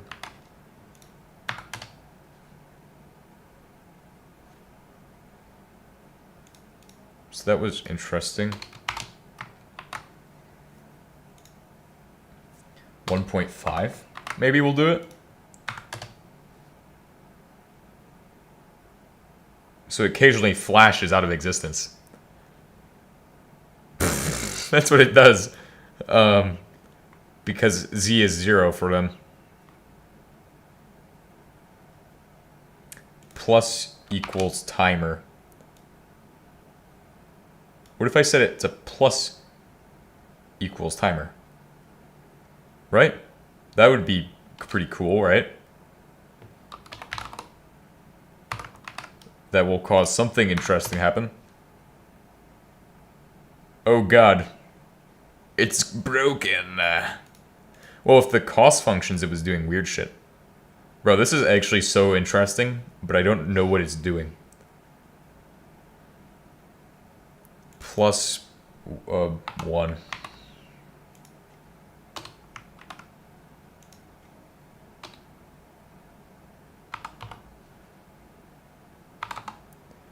I don't know what it does. We need some Zalgonian mathematicians to come and tell us the answers, bro. I have no clue what the fuck any of this means. What the implications are with this code. They are unknown at this time. What if I do a tangent on the other ones? Does tangent do cool shit?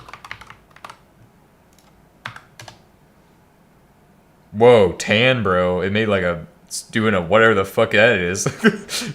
Bro, tan is cool, bro. I'm a big fan of tangent. Bro, what the hell? That's actually pretty neat. So if you want it to rotate... Z need a 3-dimensional, right? Well, yeah, I thought it would, like, shrink it down. Oh, you're right. I thought it would do something funny. Damn, that's pretty sad, actually. I was like, yeah, it's gonna do something cool. But no, it didn't, unfortunately. So for now, we at least have the 3-dimensional movement code there. Kind of. This is movement code, though. That's all it is. Tan is cool. Let's just put tan on both. Hell, let's make timer into a tangent. Bro, I am fascinated by all of these mathematical functions. This is so interesting to me. I knew trigonometry was important to geometry in some capacity, bro. Oh. There it goes. Tangent's for angles, though. Tangent is for trajectory. How about cos? Yeah, well, cos is fun. Cos makes it go in circle. Well, actually, if we just did cos on both. Cos plus tangent right there. Parabola. Oh. Oh, that is neat. It like alternates too. But what's it doing beside that?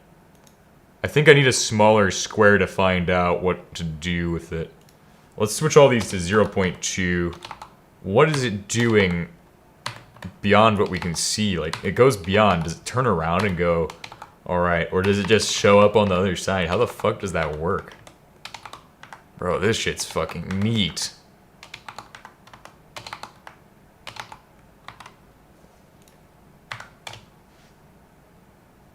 Alright, so it goes and it does that. And then it shows up on the other side. Like, what the fuck? It just teleports to the other side of the screen. Let's increase the LJGW, or no, GLFW to like 1600 by 900. Should be about standardized.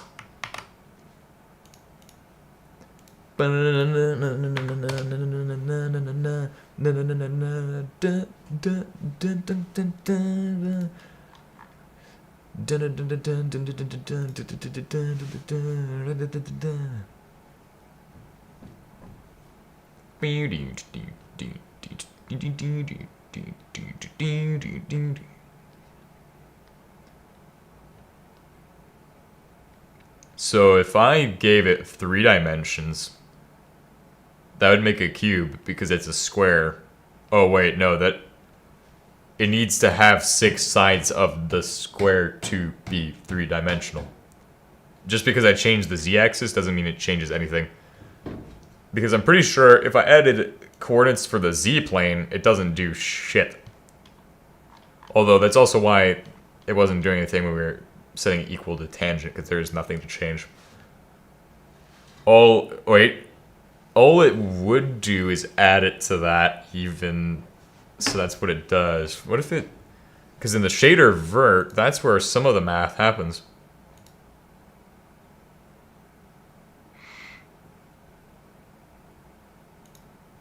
So plus offset.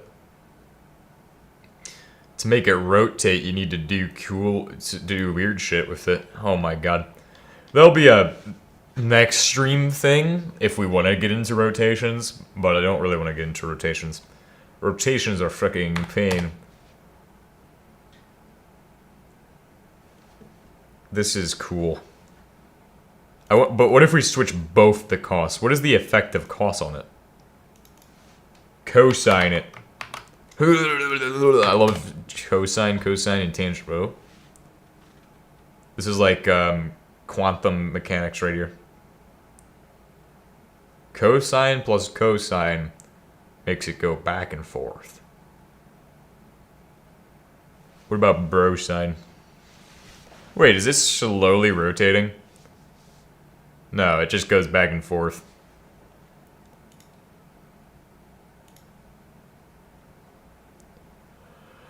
Okay, then cosine doesn't do anything cool, but sine does.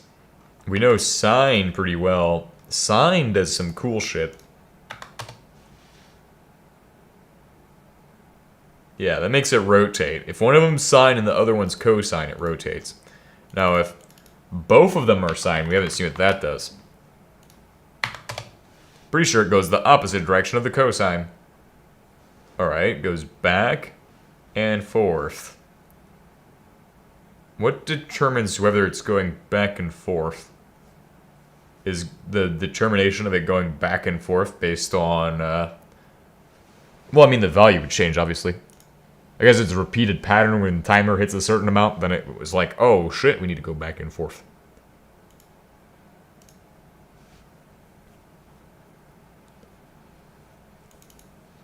Oh, but if you have two of the same, it's so sad. But what if we did a cosine, and then we put it inside of a tangent? Because I want to put it in a tangent, and I like tangent a lot. I'm a big fan of the tangent on this channel. So I'm going to tan my cosine with a... Yeah. Hit it with one of those, bro.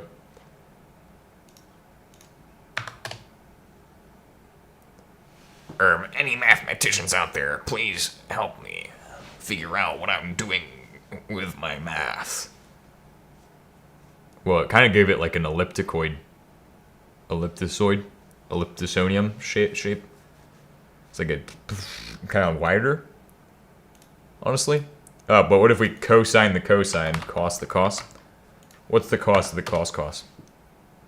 Oh, whoa, what the fuck is that? It's going back and forth. And it's going up and down. With the heli. And if we put the other one to tan, Does that make it do fun stuff as well? Tan, the other one? What if I cosine a tan?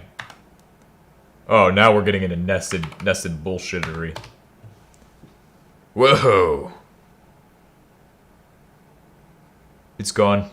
Oh wait, it's back. Okay, so cosining a cosine wasn't very cool, but cosining a tan will be. Yeah, that's cool. I don't know what it's doing though. It kind of rotates and teleports.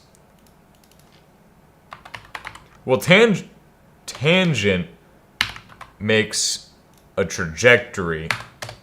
That's what I do know. What the fucking shit? What have I made this time? Bro, it goes back and forth super fast. We call this one... well, here's what's going on. So tangent, as I discussed, makes a trajectory. Let me get out the whiteboard. Let me check for a whiteboard thing.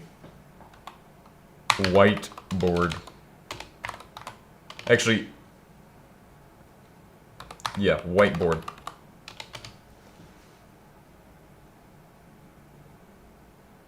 There's no whiteboard. Son of a... I'll just use GIMP again. Alright, we're gonna get back to it. File, open. Open the... oh wait, what are we doing? No. Cancel. New. Yes. Oh, okay, let me present to you the whiteboard. So, we have tan.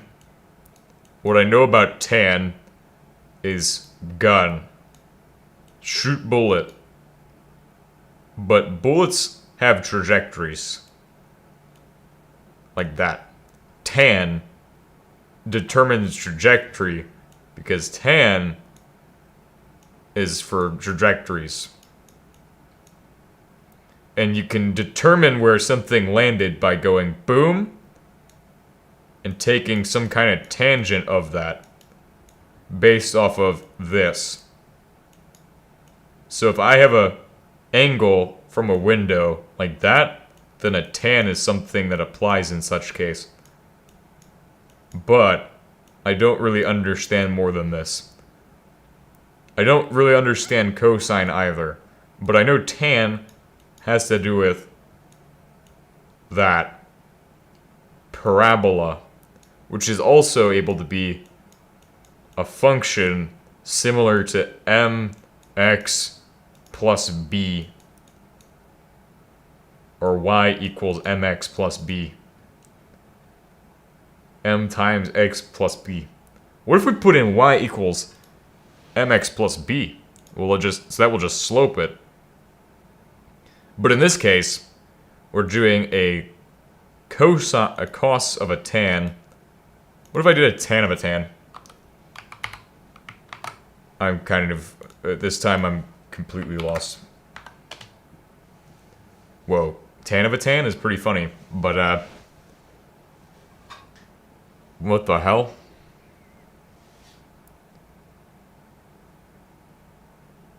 Tan the tan, bro. That's what tan of tan looks like. What if I did a tan on the bottom one too? Make sure it's like ultra tan. It's cooked. Bro, all we're gonna see is it's gonna freak out in one of these. Oh, it just creates the same thing. You have two the same, it's not fun at all. Cost of a cost, bro. I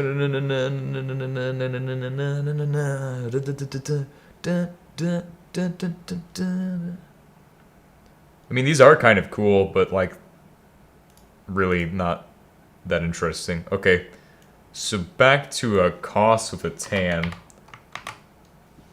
And remove all parameters that are uncalled for.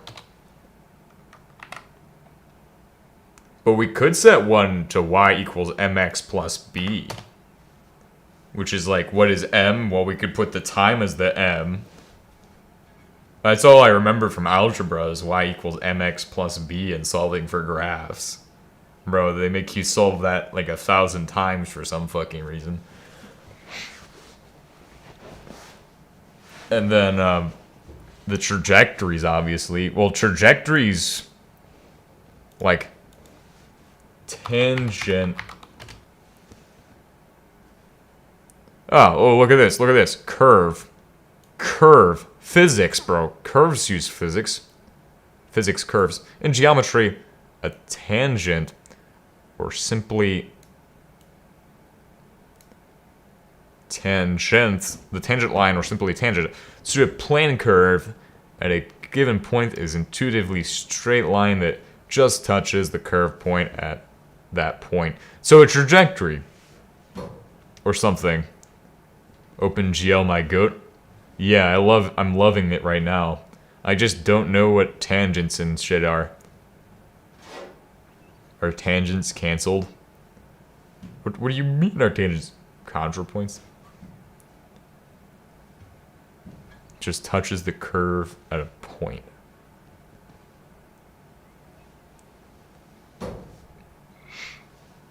I see. So physics, bro. Oh, I hate physics. My brain is killing me now. Please don't even... The Planck's constant in there. Shove the Planck's constant in there. Planck's constant is a constant. It never changes. Shove Avogadro's number in that thing, bro. Oh my god. Sin x cos x. Oh. We're witnessing... What we're witnessing makes sense. Because this image describes it perfectly. So in a sine function, it goes down and up. In a cosine function, it does that, but on the above it? Oh, no. There's a corresponding point between these two, right? No, it does it, but what the fuck? Well, you have a sinusoidal wave. Surely Planck's constant could be used. Yeah. This is, like, really weird and interesting. Anyway, I want to make my cube rainbow, so how do I make my... Well, how do I make my square rainbow? Let me ask the clankers first. How to make square rainbow. I want RGB on my fucking square by next episode. By the end of next episode. To make your square rainbow, you need to modify the fragment shader to calculate the color based on the vertex position. Since your square currently has 6 we'll interpolate the color smoothly across the entire shape. Replace the solid output with a calculation based on time. So that means we're going to go ahead and uniform our actual thing with a material transform. Oh, that's really easy. Output to the for the rotation. What the hell? What? No. Vec channel. Actually, this is easy. R, G, and B.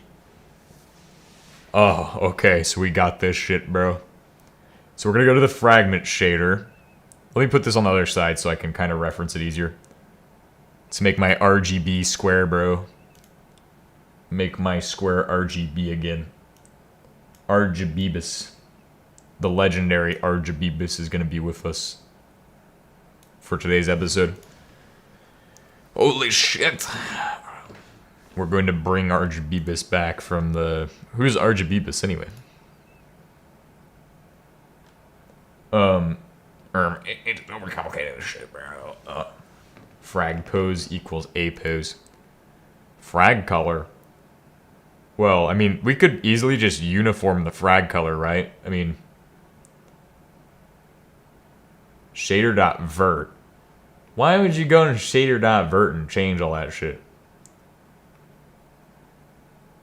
Making a trash level editor for my game, lol. It's taking so long. Yeah, I can imagine.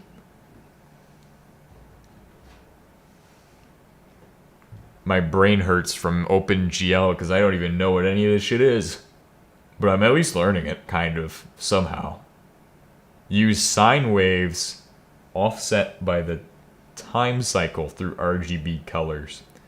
So sine is like a wave function, a waveform function. So if you use sine in mathematics, you're insane. Okay, so first, it takes the in 3, and it's going to have an out of frag color. Keep that the same. Alright. Perfectamogus in Vec 3 frag pose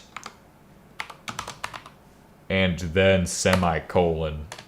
We need to create a uniform float. I set up the renderer ages ago. It uses SDL3 and Vulkan.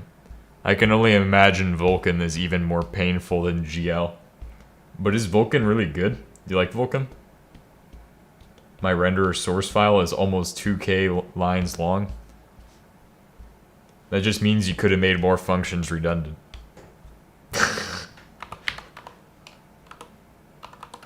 You made a bunch of redundant functions. That means you need to decrease the file size. Alright, so we're going to have a uniform float called time, and then we're going to sin on our frag poses with an out vec frag color of 4 or whatever. Well, yeah, so vec 4 is going to equal color, and it wants me to put vec 3 color,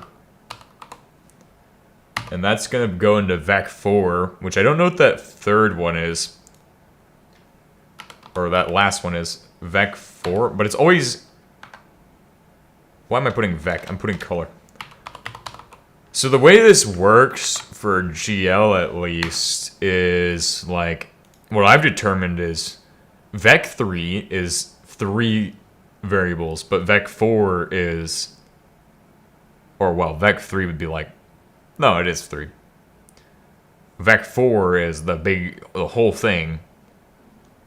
Vulkan is very verbose, a lot of repeating. SDL3 helps a bit. Vulkan is better than depending on the type of game and scale, but in most cases it is negligible, and OpenGL can sometimes beat it.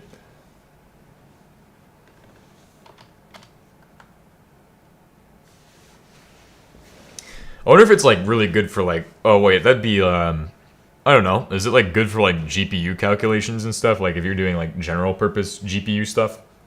Because the GL 4.6 doc said that GL 4.6 is good for that. I'm using GL 3 obviously, but because I'm not gonna mess with GL 4, it's brand new.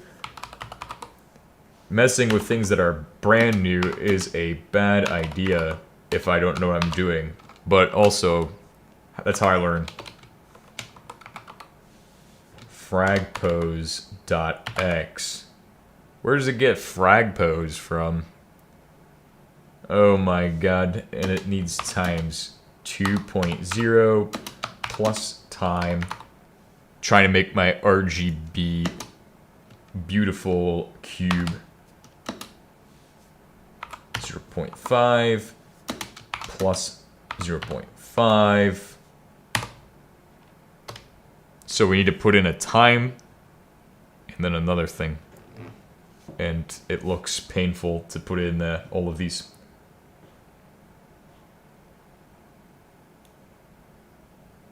It says pi 3. Alright, so we're just going to copy and paste this. Paste. Paste. Enter. And then G.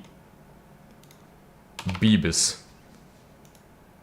RGBeebus right here. The rainbow cube is going to be amazing. It's going to be immaculate. I'm making this thing because it's June. To celebrate June. Hell yeah. This is a great idea. This will do good things for the channel. Surely. So it wants me to put in a float for time. Oh, in the shader vert? Well, no. No need. Why would we waste our time with such a trivial matter? That's unimportant. So it wants out vec 3 for frag pose? Oh my god.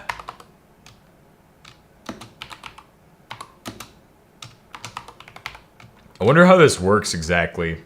Like, what is GL even doing under the hood? Like, how does it work? Is it like, this program is speaking to GL, well, what is GLFW doing under the hood is the real question. Gotta crack that thing open and find out from the inside. Rotation. Alright, so that's the out, is the frag pose. Frag position. It wants me to take a time input. Output to fragment shader. Cool. Oh. And the shader's called frag pose. Oh, wait. Takes it in vec 3 frag pose. Okay. Frag pose.x times time. Uniform float.time. Which needs to be accessed via the main program.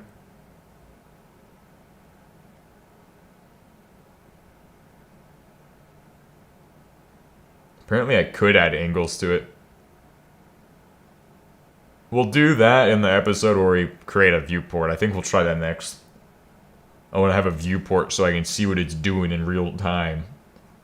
From multiple angles. Transformulate. Yeah, transformulate.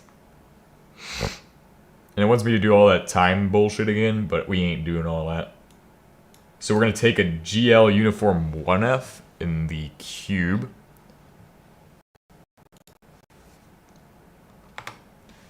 GL uniform 1F. And that's going to be for the other thing. Which we should get that in a GL INT from program, and it needs to give us this other thing. Paste. That should make it easier because now I don't have to do a whole bunch of other stuff, because all I need to take is the time as well. Program, and we needed to go from offset to the original one in here, which is time.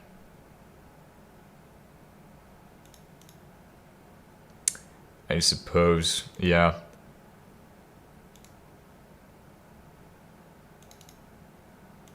Time.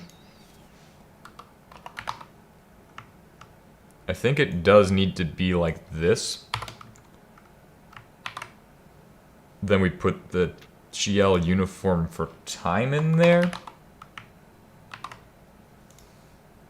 Well, we do program. No, we don't. We need to do RGB loc.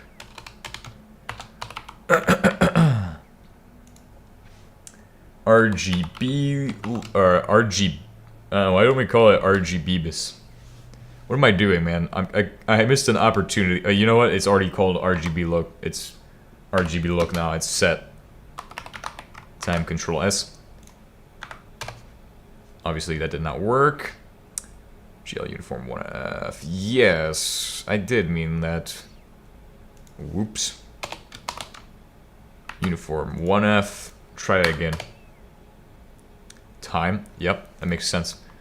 Time needs to be specified up in here by the original program. So time, or actually float time. Boom. And I'm pretty sure now all I need to do is add my time here.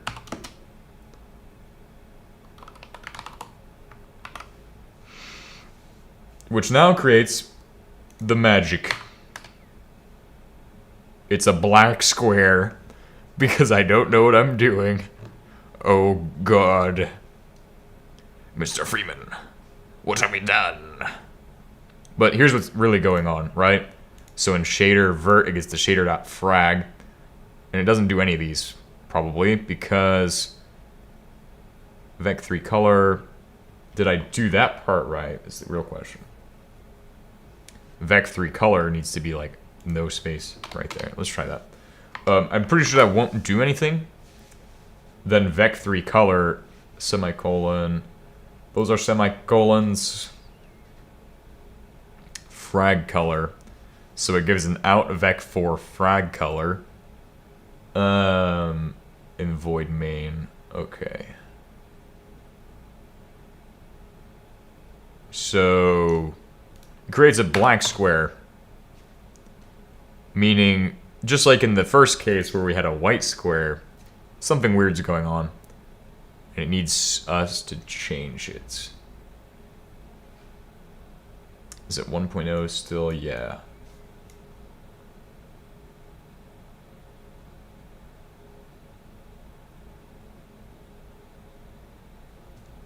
Transform location, that's already done.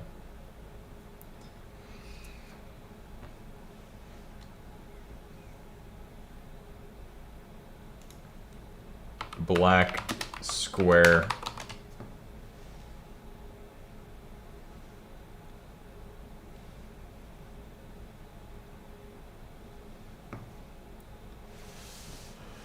Ensure your main function in the fragment shader assigns a value to frag color. Oh. Okay. Wait, what? In the vert shader? Oh, right, let's check that. Beep, beep, beep, beep, beep. It doesn't do that in the regular one.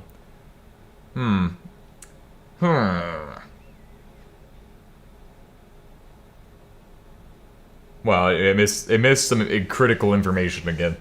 I love this. Well, it told me the correct answer almost, but it missed critical information. It wants this in the main one.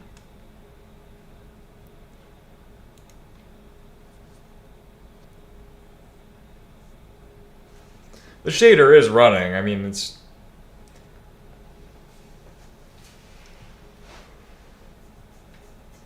It resulted in values near 0.0 or negative numbers, which get clamped. Okay, we'll try that in the shader.frag.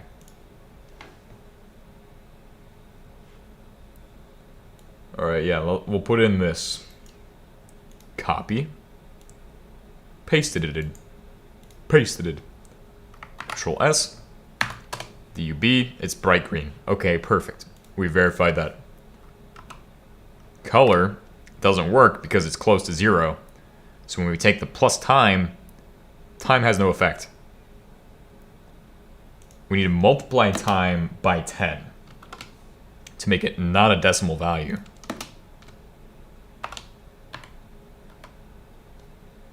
So time times 10 should give us those non-decimal values that we are looking for. But why is this all based on time? Like, this is so quantum bullshittery. I hate my brain when this happens, when it's all quantum. Yes, time. Oh, physics. Oh my god. It's all, like, nested. It's all quantumly entangled with time and physics. Maybe it just takes a while. Maybe it will turn rainbow in, like, a few seconds. Please turn rainbow soon. We have to achieve the goals for this month. To make a rainbow cube in OpenGL, bro. That's our goal this month. Get a spinning rainbow cube that flies in circles using cosine, tan, and tangent. We have to do it. That's our mission now. Because I said so.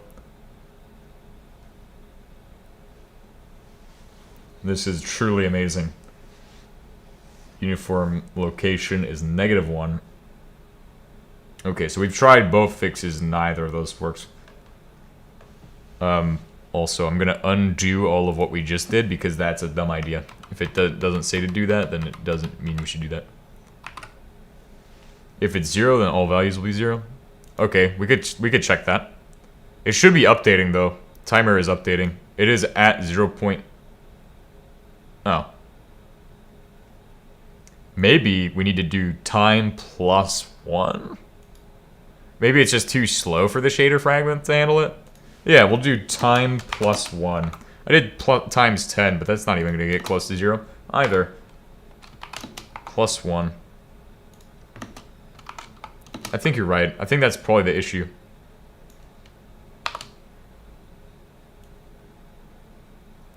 I think it assumes you're running it off of like the system timer, but I'm not using that right now. Maybe next episode we implement that. Time plus 1? Nope. Not it. Unless it needs to be like plus 250 or something.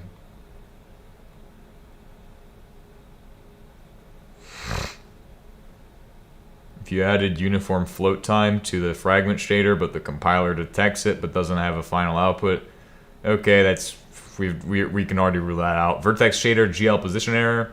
If the vertex shader outputs a invalid position, the fragment shader never runs for those pixels. Yeah, so that's okay. Wait, what's W?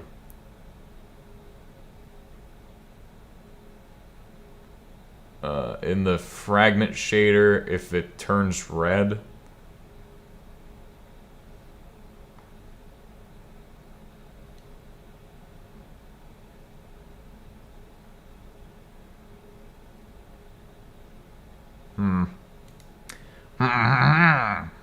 Give it a second. See, what I think happens is that you can't actually have things in these shaders that run based off of the deprogramming stuff, because the deprogramming stuff would need to link with them somehow. And so in a vector 4 as time. Yeah, like what is the W value? Like what is that? What does that do? Or is that like... It's really confusing. Like what is the W value for a vector 4 supposed to be?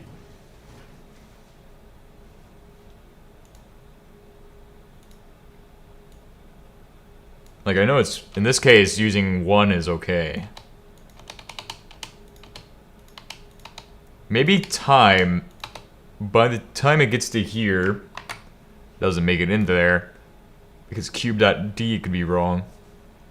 Let's see, so we have this happening, and it has GL use, so that's good. RGB LOC, and, yeah, those are right. Wait, so then...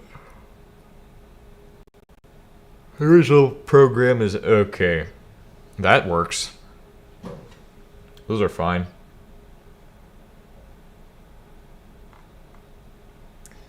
We did it like this here, though. We had to do position X and position Y inside of the D program. That leads me to believe the values have to be controlled by the D-lang program in some capacity. Or something. Shader.vert, as you can see, is modified by offset. I mean, that makes sense, though. This should be fine.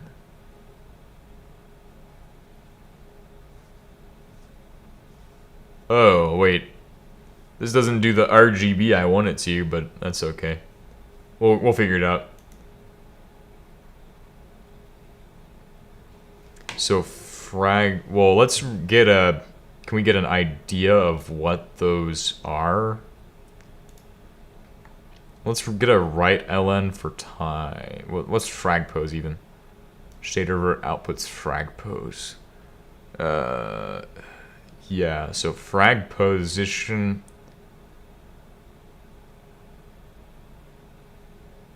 What is frag pose? What does it even do? Frag pose. What the hell is it even doing? Frag position. equals A position. You know what it is? That has no actual meaning. Get your brain right here. Right here. Found the answer. Boom. Control C that shit. Whoa. Okay. It has no color, but it looks kind of cool. It gives off like moon vibes, bro. Let's make it spin in circles and do that too. That's pretty neat. We got it to do that. Our Jabibus is going to be with us today. What if we put this to be fragpose.y to create that? Whoa! Now that's pretty neat, I think. We're getting into that chromium right there, bro. Hit him with that chromium. Chromium 3 chloride. But we need to like split up that last one, right? Because like this blue isn't doing anything. There is no other position. RB and GB. Oh, I broke it. Oops. Oops. Oops. I think it's just because I did that.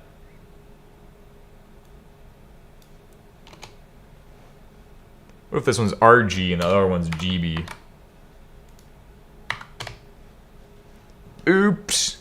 I broke it. My bad. That will work though. Surely, yes. Alright, what if we cosine those? One of them cosines. Tan. Let's set that first one to sine again.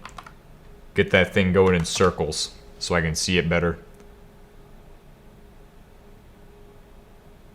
Bro, that is so neat. Just a little bit more work and we'll have this thing tip-top. Looking amazing. Do timer +2. My fucking RGB cube right here.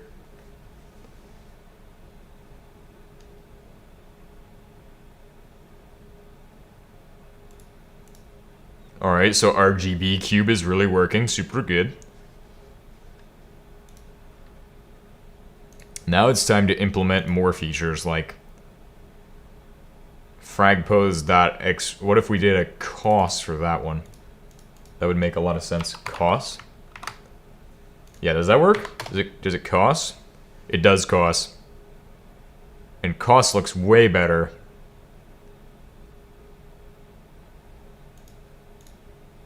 Alright, then we do this one as a y. Oh well, what about xy?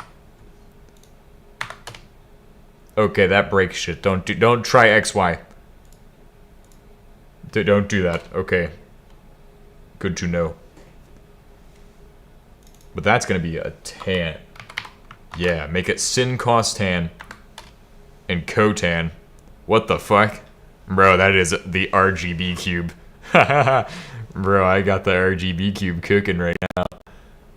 The RGB cube. RGB way. Bro, so if you tan everything, what happens if you tan it all? And Y changes the most often, I feel like. Like X, yeah, it changes, but tan? Bro, tan, or the other one. Bro, you tan that, and then you have like the fucking Half-Life 2,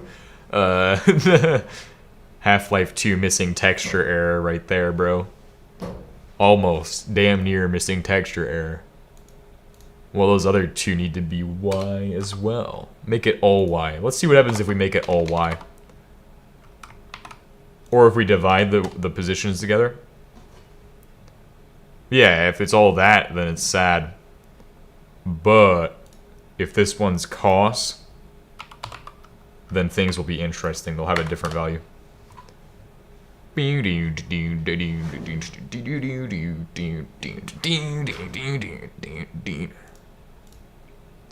Do, do, do, do, do, do, do, do, do, do.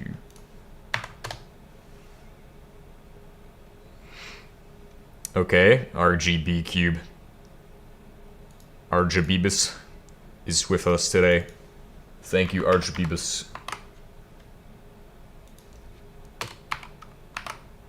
Yeah, do that.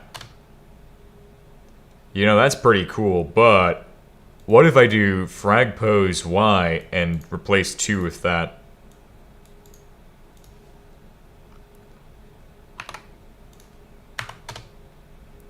Hopefully it does some weird shit that looks cool as hell. Oh? Maybe we can make the cube glow.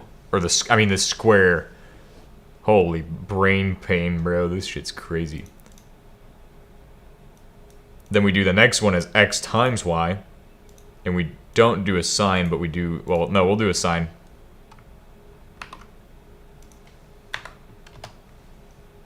The product of our hard work today.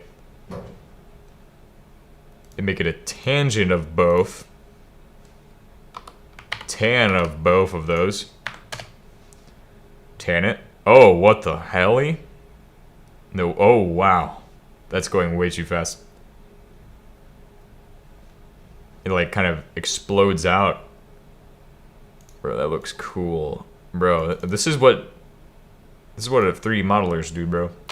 Or no, this is what people did before they had 3D modeling. This is what shader people do.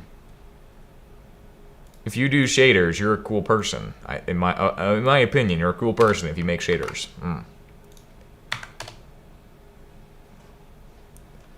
No, put a 0.02 on that. Yeah. No, still not what I want. Put another 0.02 on that. Whoa, it creates like lines and shit. Bro, it's causing particle baloney. Bologna.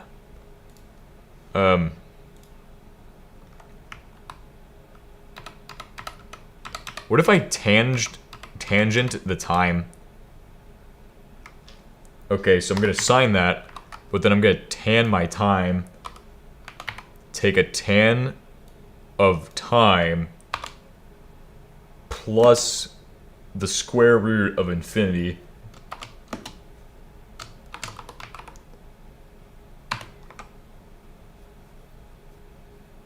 Or take, yeah, that. Times frag pose of dot x. Who knows what this will do? It'll probably break instantly. Oh! It doesn't do shit because it doesn't have a frag pose of x. That's okay. Oh, wait, you know why I did that? Because it didn't have a time function. Everybody like the time function. Everybody round of applause for time functions today. Yes, DUB. Oh wow, that looks so much weird. But that's what I want. What the fucking LSD, bro? Tan, bro. This is the side of... This is what your mind looks like on tangent.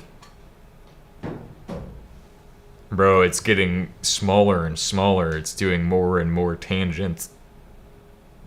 How my GPU temp doing? Let me stick my hand in there to find out. Bro, this is crazy. But let's get that going the other way too. It's not good enough that it's only doing it on the y-axis. We need it on the x-axis too.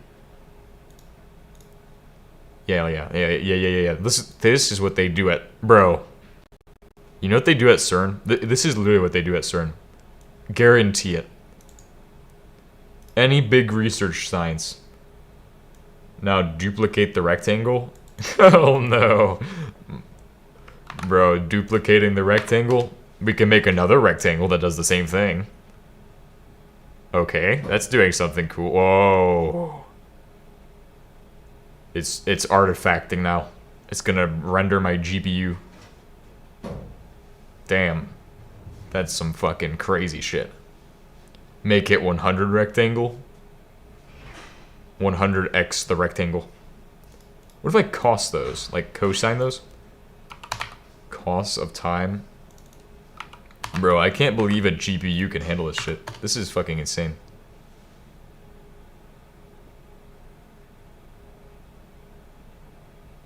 Bro, I'm mesmerized by this. I ain't gonna lie, I'm mesmerized by my wonderful programming. Oh, yes. Blue and yellow. Well, I mean, that's kind of shitty. Oh, wait, it's doing the cosine pattern. You know the one on the graph it showed us? That's what it's doing. It's literally making those shapes right now. But what if we made it a cosine times -1? Ah, my brain is starting to fire on 30 cylinders. So if we did one as a -1, it'd invert it. So like times -0.5. See, this will do something interesting. Trust me. Times -0.5 will create the opposite pattern. Therefore, there should be none of that weird shit going on. Instead, we have a parabola now. Well, it's about to become a different shape. That one was like watermelon before. It was like red and green. Oh yeah, it's red and green again. What if we did negative tan? Tan and negative tan. Well, it's like cotangent, isn't it? I should have paid more attention. Whoa, look at that. It's doing weird stuff on this shape. It's like going... Bro, I'm hypnotized. Shaders, bro. Shaders are wild. Whoever would have thought I would enjoy shaders so much? I've become a shader developer. DUB. My life is a shader. My life is owned by shader. Oh man, this is so good. Now time to make this into a Wayland compositor. So I can use that as my desktop. Fucking tiny ass screen. Can it run Crysis though? Probably not. It's not even an... Bro, if this was an emulator, bro, this would be insane. That's what I should do, is make an OpenGL based emulator that runs the thing. That runs games in like the fucking middle. But like, what's all this artifacting that's going on in the middle of this? There's a ton of that. Alright, to make this better, you would put a tan on one of these.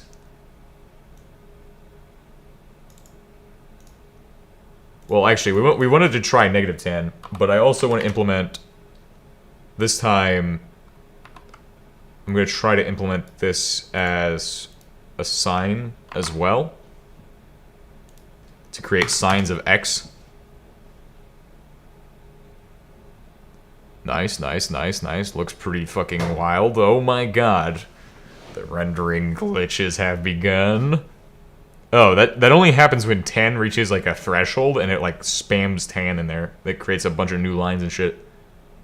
Boom. And it just keeps creating the patterns and then eventually they'll go away. Or they'll create a fucking graphical glitch that just too much for everything to handle at that point. Wow, it's like it's alternating patterns. Bro, this is definitely what they're doing at like CERN, bro. I swear. When they were working on the Large Hadron Collider at ITER, this is actually what they're doing. Their engineers just sit there and play with fucking OpenGL until they do this shit. Ooh, wait. Where on earth is my Arc Linux? Beautiful. But my Arc cursor is not in this tab. So Wayland takes away my cursors? How am I supposed to do this? Holy Arc Linux. Okay, there we go. Tan them all. Yeah, tan them all. We are going to tan max today. We're tan maxing, boys. I want to tan them all.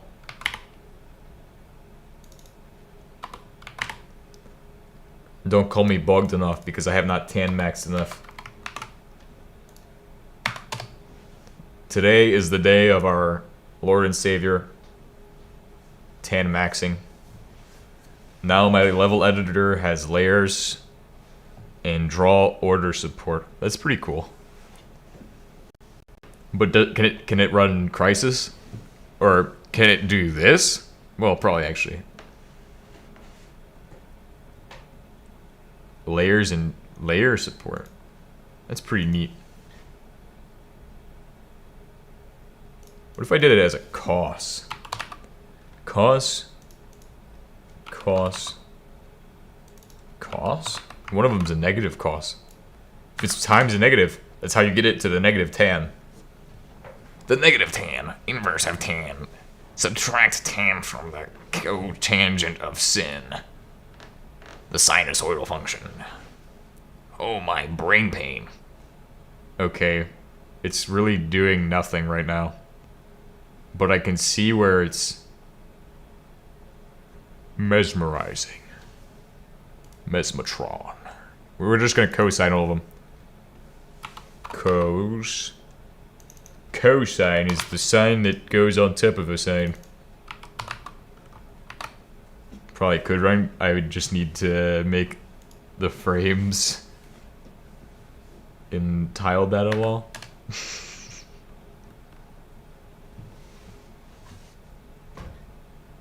Bro, that'd be insane.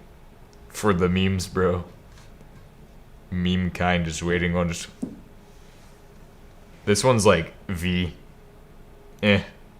So boring. I feel like sine was the most interesting one you get. What does S do? Bro, we are going to let our sin functions work. They carry the team right now. Sin and tangent usually are the winners. Winner, winner, chicken dinner. My rainbow RGB square, bro. RGBus ain't beating this. So sine is doing that, but I mean cosine works better for the other one. Wow, sine functions. Wow. Such sine functions. Wow. Oh my god, but it's so sad right now. Why is it only green? I want it to be more colors than just green. And I think the only way I can achieve that is just to set this back to the regular time. Unless one of them becomes tan. Oh, there we go. Back to time. But that makes it red in the other color. Oh, wait. So doing that just ruins shit. I've just realized. Oh, hey, that also doesn't negative this. It just makes it that. And also, to make this one negative, we just need to multiply it by that. Inside the parameters. See if that does anything. One must imagine Terry Davis proud. Yeah. Okay, there we go. We've got something. It's black and yellow, blue and white. Okay, well that's cool, but can I make it tan with cosine? The answer is always yes. Yes to tan. Hell yeah, now we've got that gamer RGB going on this square, bro. The next step is to make it tan. Tan on the frag x-axis. Yeah, dude, this is how real programmers program and make your video games, bro. They use this shit. I'm a real programmer, you can tell, because I got this square to do some fucking crazy whack-ass shit where the thing does that and does another thing and it makes it go RGB. And it don't got no artifacts, bruh. Man, I've done a great job today. I'm so impressed by my hard work. Thank you, me. I've done such a great job. What if I put time there? Put time on the outside. Cos that one, and then, of course, just tan them all. When in doubt, tan it out.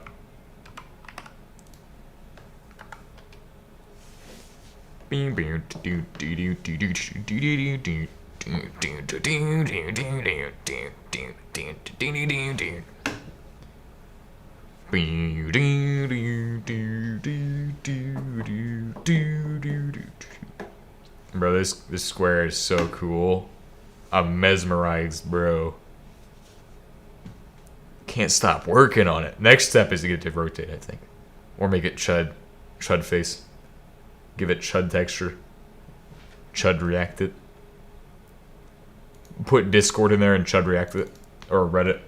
Or 4chan. Yeah, 4chan is the next step in our technology. Truly amazing. Cos. We'll do a tan of time now. Tangent of time. Nice. Jolly good. Oh yeah. That's what I like to see, bro. The fucking laser beams are kicking in. But why do we always base off the X when we could do it off the Y?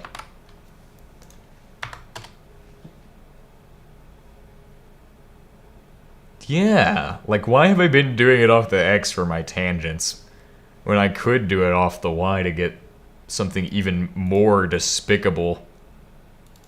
Set this one to sine. Set that one to sine. And then of course, finally, all I gotta do is tan the last one. And everybody knows how amazing this will be on the X-axis. Boom. Now it will make more squares. Ready? Oh, yeah. Plaid right there, bro. We got that plaid RGB. Plaid RGBs. Oh my god. Square. Keep going. We need it to like have like rotational energy on this, on the something axis, but clearly that's amazing. Make the square big again is what I think. We're gonna just give it time to do its thing, and then we'll do we'll make the square big right now. Lay big square. Fucking hell.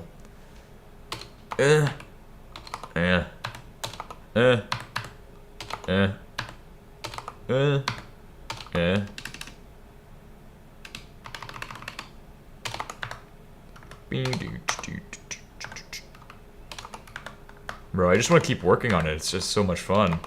Yeah, make a solar system. I could. I'm sure that's what people will want, but really I just want to make a bunch of plaid squares that are rainbow. I don't know why I want to do that. Oh, here we go. Plaid rainbow square, big edition. This is the cinematic view edition. You can see each square is a replica of the big square, but tinier. Very good descriptions. How do we make it? How do we make the shaders spin? Next steps, right? Sin everything. I want to see what happens in the big screen.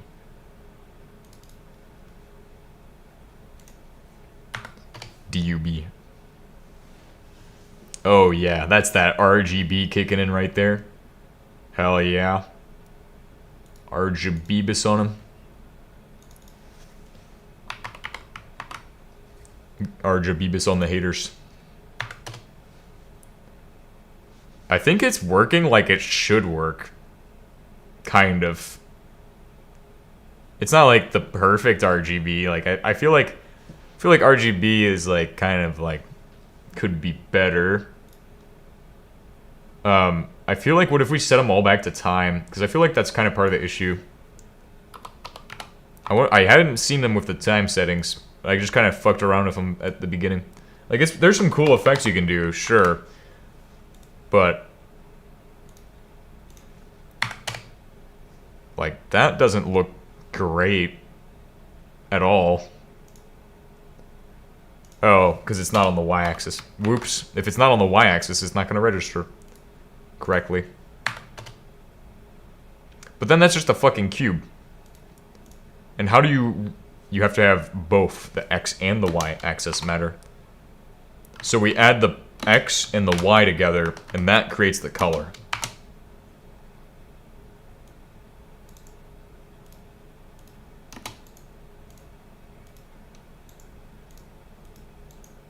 This will just create like an exponentially deeper color, but the other one will create the actual color we're looking for.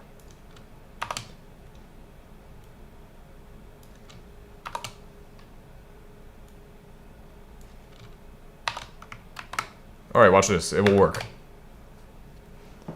Or not. It needs to be times the other color? Whoa, that looks really cool though. No, I'm thinking about it wrong. You need to multiply both signs together. Both sine waves need to be multiplied into each other. You know what, I could just undo all of this and then take the originals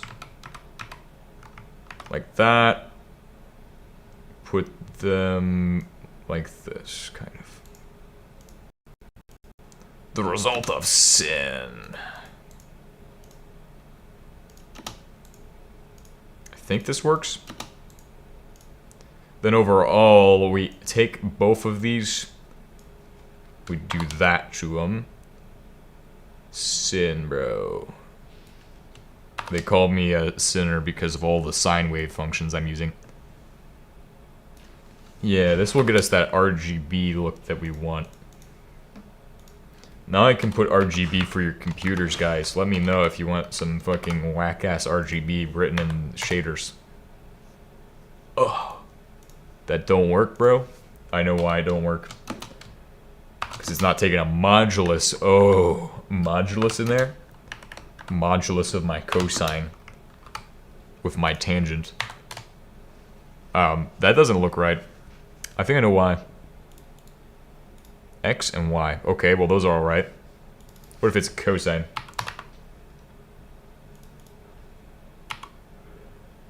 Through a vector input and set it through D-line. Yeah, I could.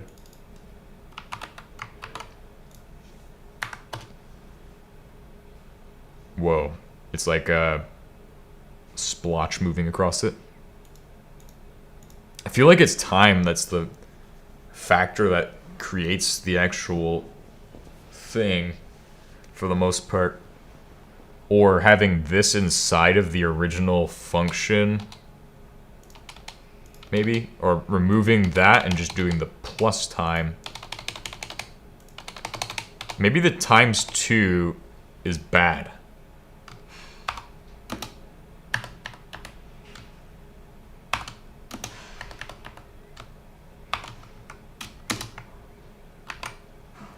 I want to see what this does. Then it has no color at all. But I think I can fix that by cos on that. Maybe setting it to the X. Oh, just cos on one of them.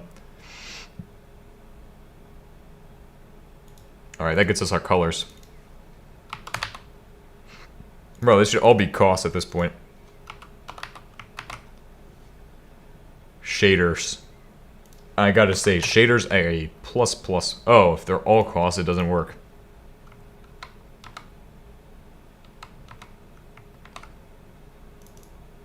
So then the bottom one's sin. That's it.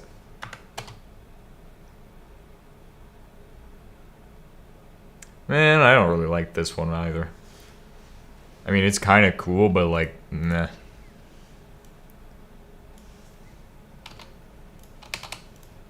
I feel like these will go inside of the code, inside of the actual thing.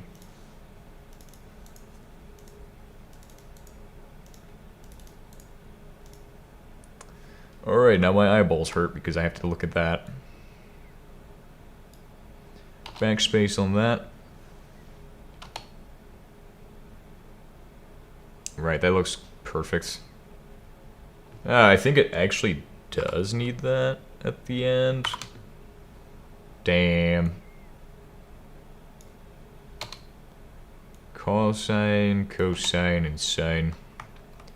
Cos and sin all over the place. Oh yeah. Better call the priest because I'm a sinner. Because I'm about to cos all over this tangent, bro. Oh, that one looks like the fucking Windows Vista background for a little bit. Oh yeah, Windows Vista right there. That's that Windows Vista vibe. Oh yeah, Windows Vista. That's that RG purple but it needs a cost right here to give it that perfect, beautiful vibe that we're looking for. With a slight hint of negative colors. I know what I'm doing, guys. I'm a fucking expert at this shit. Trust me, bro. Hashtag trust me, bro moment. Screensaver material? Yeah. Put Magnavox on it. So go to app.d. We're going to change the thing back to a tangent. Or no, cube.d, right? No, it was app.d. That handles the movement. And then that's a tangent. Position y is going to be a tangent. Tan of timer. Boom. Whoa. Tangent mode activated. Oh my god, bro. Tangent mode is where it's at. Windows Vista. But I think that's all I've got for today. I mean, I've just been fucking around with that. So, I'll see you all next time. And goodbye.